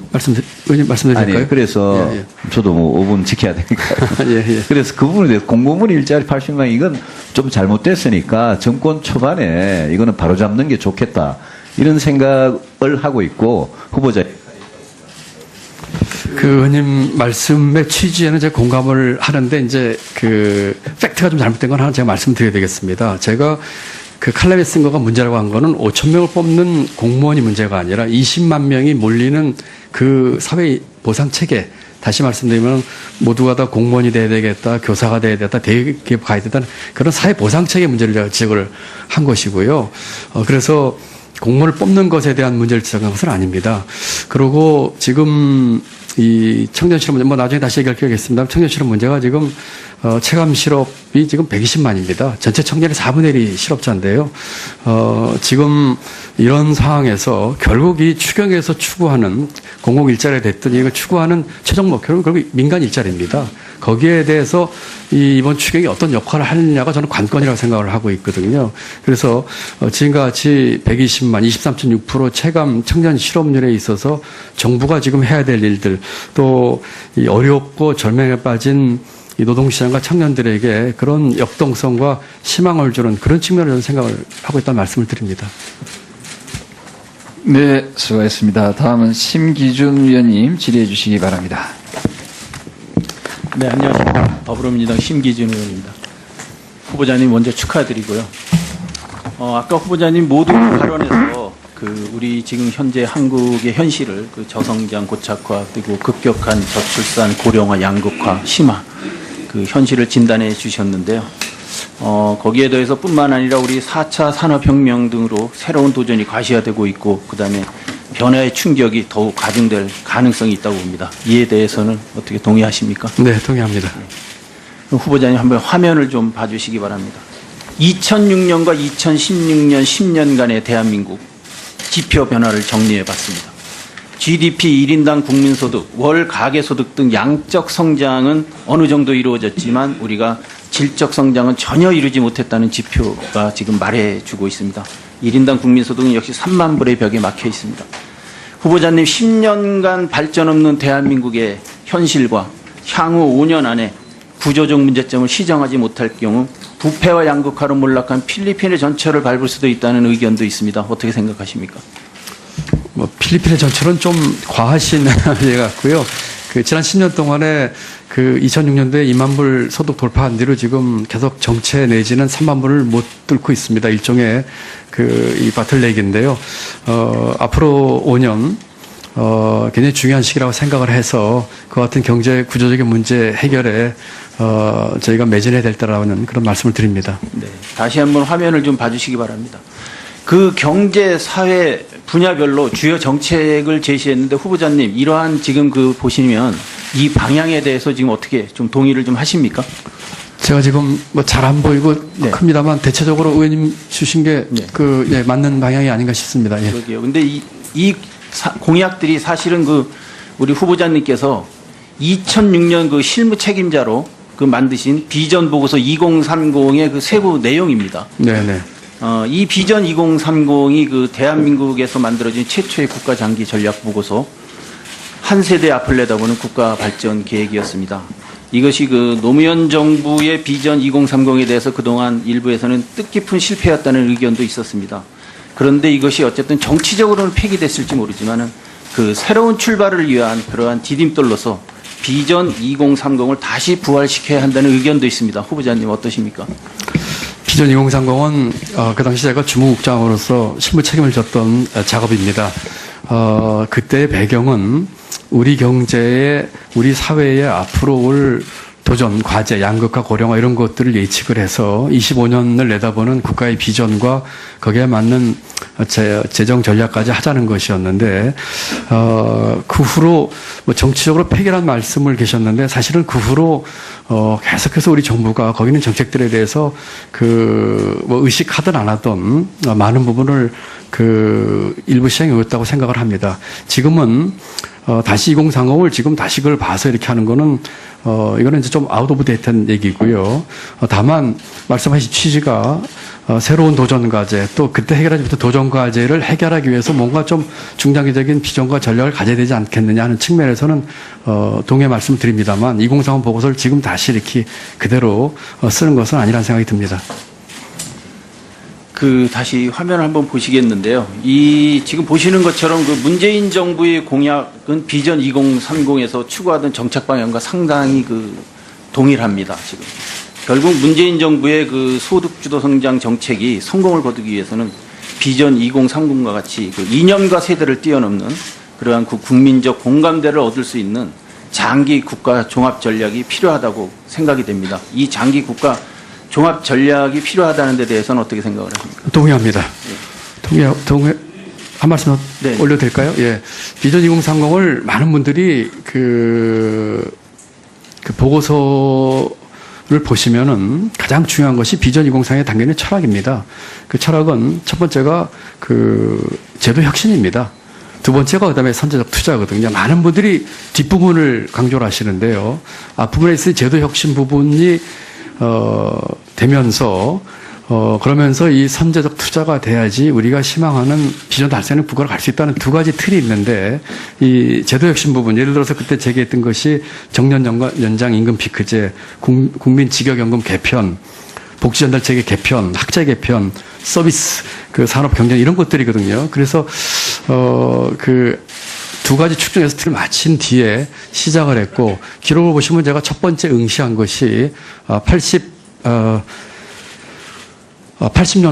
3학년 때 응시를 했기 때문에 이때는 그런 것을 위해서 하는 것은 뭐 생각도 하지 못했던 그런 때라고 였습니다. 그래서 제가 이 문제에 관해서는 의원님께서 여러 가지 이렇게 지적을 해주셔서 저도 많은 걸 이제 알게 됐습니다만 국민 여러분들께 명명백백하게 이 배움 문제만큼은 제가 꼭 좀 해명을 했단 말씀 이렇게 길게 말씀드렸습니다. 의원이 2차 검사에서 어떤 정밀 검사를 했는지에 대해서 해명을 못하시면 전혀 해명이 안 됩니다. 근데 의원님 그거를 병무청이나 군의관이 해명해야 될 거 아닐까요? 제가 아까 말씀드린 것처럼 어떤 기계를 썼는지는 모르지만 분명한 것은 벽에 걸린 그걸 다시 해서 2차 검사를 한 건 아니고 이 눈에다가 뭘 이렇게 보더라고요. 아마 이 조리개라고 하나 이런 걸 보는지 모르겠는데 아마 그것이 앞에 나한 검사한 것에 대한 정확도 이런 거 아닌가 싶은데 지금처럼 뭐 어떤 기계가 썼는지 그거는 제가 기억이 안 납니다만 적어도 벽에 걸린 시력 검안표를 보고 한 그런 것은 아니었습니다. 그리고 분명히 이 안과 군의관이 밑에다가 자기 도장까지 찍어가지고 그걸 했거든요. 그래서 그때 어떻게 했냐는 것은 제가 틀림없이 뭔가를 했는데 뭐 기계를 제 눈에 들여다본 건 기억이 나는데 정확하게 뭔지까지는 제가 지금 기억이 나지 않는 말씀을 드립니다. 네네. 네, 수고하셨습니다. 네, 김정윤 의원님 의사진행 발언해 주시기 바랍니다. 지금 우리 이 질의 답변이 5분인 거 맞죠? 지금 이제 1시간 지났는데요. 지금 전체적으로 질의 5분이에요, 지금. 계속. 이래가지고는 제대로 이 의사진행을 하기가 좀 어렵다고 봅니다, 저는.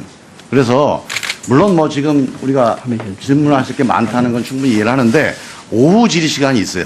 뭐 저녁 먹고 할 수도 있는 거 아닙니까?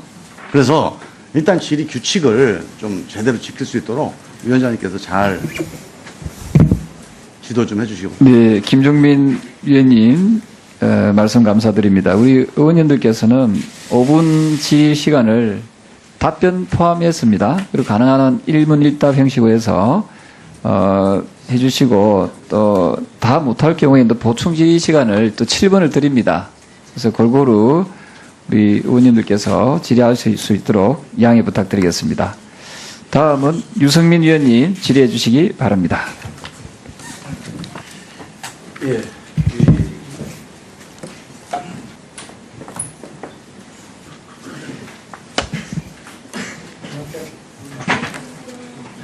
아, 이걸 쓰라고요. 이게 편한데. 이거 좀 해주세요. 이쪽 거 좀 해주시죠. 이게 편한데.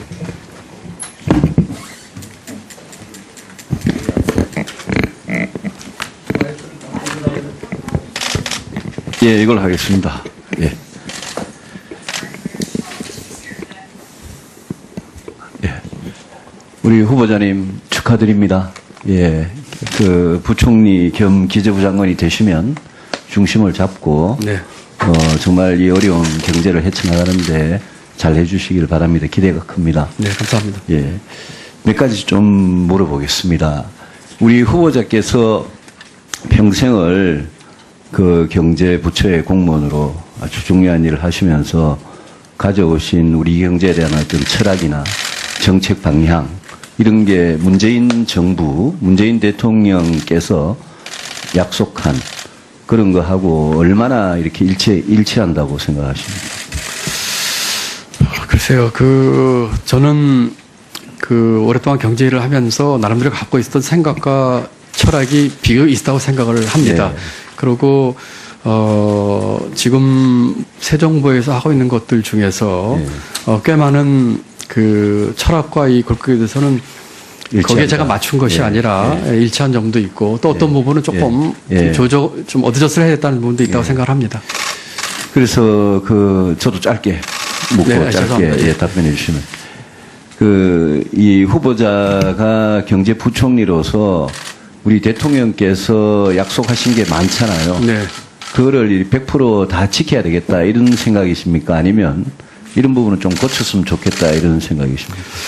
가능하면 국민과 약속을 지키려고 애는 쓰겠지만 공약의 우선순위라든지 또는 공약 간의 정합성을 봐서 조정해야 될 부분이 있다고 생각합니다. 그런데 우리 대통령의 공약 중에 경제 분야에서 제일 중요한 거는 소득주도 성장 그리고 공공부문 일자리 81만 개. 저는 이렇다고 보거든요. 근데 오늘 후보자 모두 발언 중에 소득주도 성장이란 말도 없고 공공부문 일자리 81만 개 만들겠다는 말도 없어요. 그냥 적극적인 노동정책, 고용창출, 또 소득주도 성장이 아니라 혁신성장이라. 혁신성장의 말에 대해서는 저는 굉장히 반갑습니다만은 이 소득주도 성장에 대해서는 후보자께서 이게 성장의 해법이라고 생각하십니까, 평소에? 소득중심 성장은 소득주도 성장. 네, 소득주도 성장은 저는 우리 경제의 여러 가지 난제를 푸는 데 있어서 중요한 채널이라고 생각을 합니다. 그렇지만 이것은 수요 측면에서 이제 뭐라고 할까요?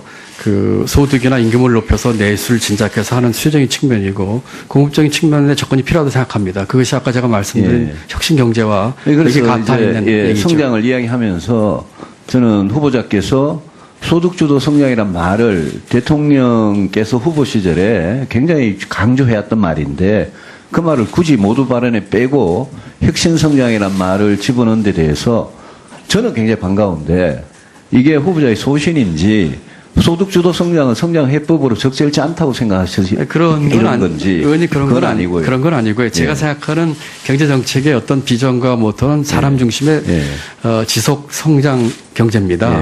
그런데 그것을 하기 위해서 소득 주도 성장 측면에서 지금 하고 있는 일자리 문제라든지 이런 것들도 분명하게 중요한 축이긴 하지만 또한 축으로서는 혁신 성장 문제들 여기 구조개혁 문제라든지 그거는 제가 생산성 문제 이건 같이 들어가서 받쳐야 된다고 생각을 합니다. 그런 정책을 꼭 좀 추진해야 되겠다는 생각이 들고요. 네네. 추경에 아까 작용을 역할을 좀 하셨다는데요. 추경 편성에. 근데 역할이라기보다는 말씀하시죠. 근데 이 공공부문 일자리 81만 개 있지 않습니까? 네네. 그 제가 이제 후보자께서 칼럼을 많이 쓰셨더라고요. 라고 하는 것이고요. 지금 이 추경을 통해서 이렇게 하는 것은 정부의 이 수요 창출 능력을 극대화해 나가자. 뭐 이런 그 기조는 뭐 앞으로도 계속될 것이라고 보는데요. 이런 그 일테면 수요 측면의 앞으로 이 우리 정부의 경제 정책을 어떻게 관리해 나가실지, 그러니까 총수요의 관리의 측면에서 좀 말씀을 해주시기 바랍니다. 예. 우리 윤 의원님께서 아주 정확하게 설명을 해주신 것 같습니다.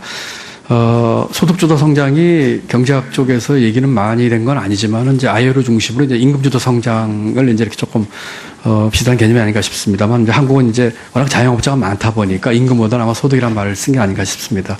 그래서 그런 측면에서 이제 수요 진작을 통한 내수 진작을 통한 이제 이 경제 좀 활성화를 하겠다는 것이 이제 골자가 되겠고 말씀하신 그대로입니다. 좀 첨언을 드리자면은 그런 측면에서 이번에 추경도 좋은 의미를 갖고 있고요. 이번에 정부가 이제 강력한 의지를 표명한 것이 되겠습니다. 이제 그런 식으로 또 다른 정책들도 일자리 문제나 통해서 그렇게 차질 없이 하려고 생각을 하고 있고요. 다만 이것이 이제 워낙 커지다 보니까 조금 간과되고 있는 측면이 아까 유승민 의원님께서도 질의가 계셨습니다만은 이 혁신성장 부분입니다.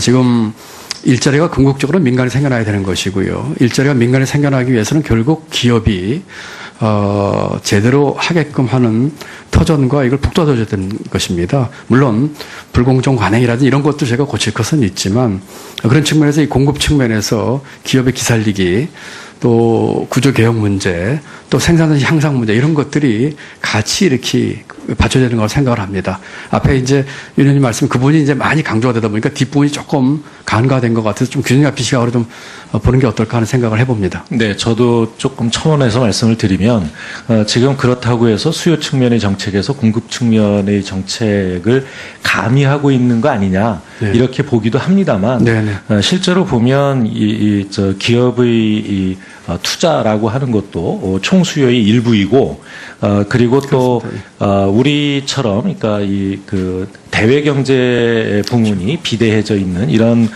경우에 요즘 올해 들어서 지표도 이 수출 부문의 호조세를 타고 수출 부문에서의 투자는 좀 이 호전이 되는데 비해서 내수는 아직도 얼어붙어 있기 때문에 내수 부문의 투자는 아직도 어려운 상태에 있습니다. 이런 이 부문 간의 불균형 이런 문제까지를 모두 고려한 그런 정책을 펴주셔야 될 거다라는 말씀을 드리고요. 네. 그 다음에 또 하나 말씀드리고 싶은 것은 우리 뭐 5 주요 후보들께서 선거를 통해서 공통적으로 내놓으신 공약들이 있습니다. 징벌적 손해배상제 확대라든가, 그 다음에 재벌의 일감 몰아주기 규제를 강화하겠다라든가, 또 금융 소비자 보호를 강화하겠다라는 이런 이 정책들은 이 5 후보 모두의 공통적인 정책이기 때문에 그런 부분들에 대해서는 여야의 동의를 얻어서 시급히 추진을 해주십사. 네, 그렇게 하겠습니다. 네, 수고하셨습니다. 다음은 박명재 위원님 질의해 주시기 바랍니다. 우리 후보자님 축하드립니다. MB 정부 그리고 박근혜 정부 이르기까지 후보자는 예산실장, 기재부 2차관, 국무조정실장 등 예산과 우리 경제정책을 또 재정정책을 입안하고 추진하고 조정하는 그런 중요한 역할을 해오셨죠. 네, 그렇습니다. 앞으로 이제 문재인 정부의 초대 경제부총리가 되게 된다면은 경제정책을 총괄하고 조정하는 중요한 역할을 할 텐데. 네네. 어떻습니까? 앞으로 이런 대통령의 경제정책, 대통령 공약을 갖다가 단순히 실천하는 수단적, 기술적 차원에 머무르지 않고 주도하고 잘못된 공약, 방향을 바로잡고 수정하고 보완하는 그런 역할, 소위 책임부총리, 책임장관의 역할을 하실 겁니까? 그렇게 하려고 노력하겠습니다. 예. 그런 관점에서 시간이 없기 때문에 기본적인 경제정책 방향에 대해서 짧게 질문하겠습니다. 나중에 보충지를 통해서 충분히 논의가 되니까 답변해 주세요. 후보자가 만약 지금 예산 실정이었다면 이번 일자리 창출 추경 국가정책법상 합당하고 제출하겠습니까? 안 하겠습니까? 예, 하겠습니다. 합니까? 네. 유일호 부총리는 추경은 없다고 얘기했는데 그 잘못된 것이 없습니까? 유 부총리께서는 그 당시에 1, 4분기 지표를 보고 하자는 조금 유보적인 말씀을 하셨지. 자, 예. 그다음에요. 지금 이 일자리 창출 1만 2천 개 공직부문 특히 네네. 이게 우리 일자리 창출의 마중말 역할을 한다고 보십니까? 어떻게 생각하십니까? 그것은 앞으로 이 추경에 어떻게 그걸 제대로 돈을 쓰고 또 추경뿐만 아니라 다른 것까지 합쳐서 민간의 일자리에 나게끔 마중물 역할을 이 하느냐. 마중물은 어떤 역할을 할 때 마중물 역할이 됩니까? 돈물을 끌어와야 되겠죠. 예. 그 공무원 1만 2천 개 늘린 게 그것이 다른 일자리 창출에 도움이 됩니까? 자, 그건 나중에 얘기하도록 하고요. 예. 정부는 최대 고용주라고 지금 대통령께서 말씀하셨는데 동의하십니까? 최대 고용주 중에 하나죠. 예. 중요한 고용 최대 주체죠. 고용주입니까? 모범 고용주입니까? 모델 엠플로이입니까? 최대 고용주입니까? 정부가. 지금 우리 경제산업부 두 가지가 정부가 스스로 고용하는 것이 아니고 네네. 민간 부분들이 고용을 창출할 수 있도록 지원하고 조성하고 촉진해주는 그렇습니다. 예. 규제개혁, 그렇습니다. 노동개혁의 총사령부가 돼야 되는 거 아닙니까? 지금 그리스 경우 잘 아시죠? 네? 그 그리스의 경우, 그리스, 베네수엘라, 그다음에 아르헨티나.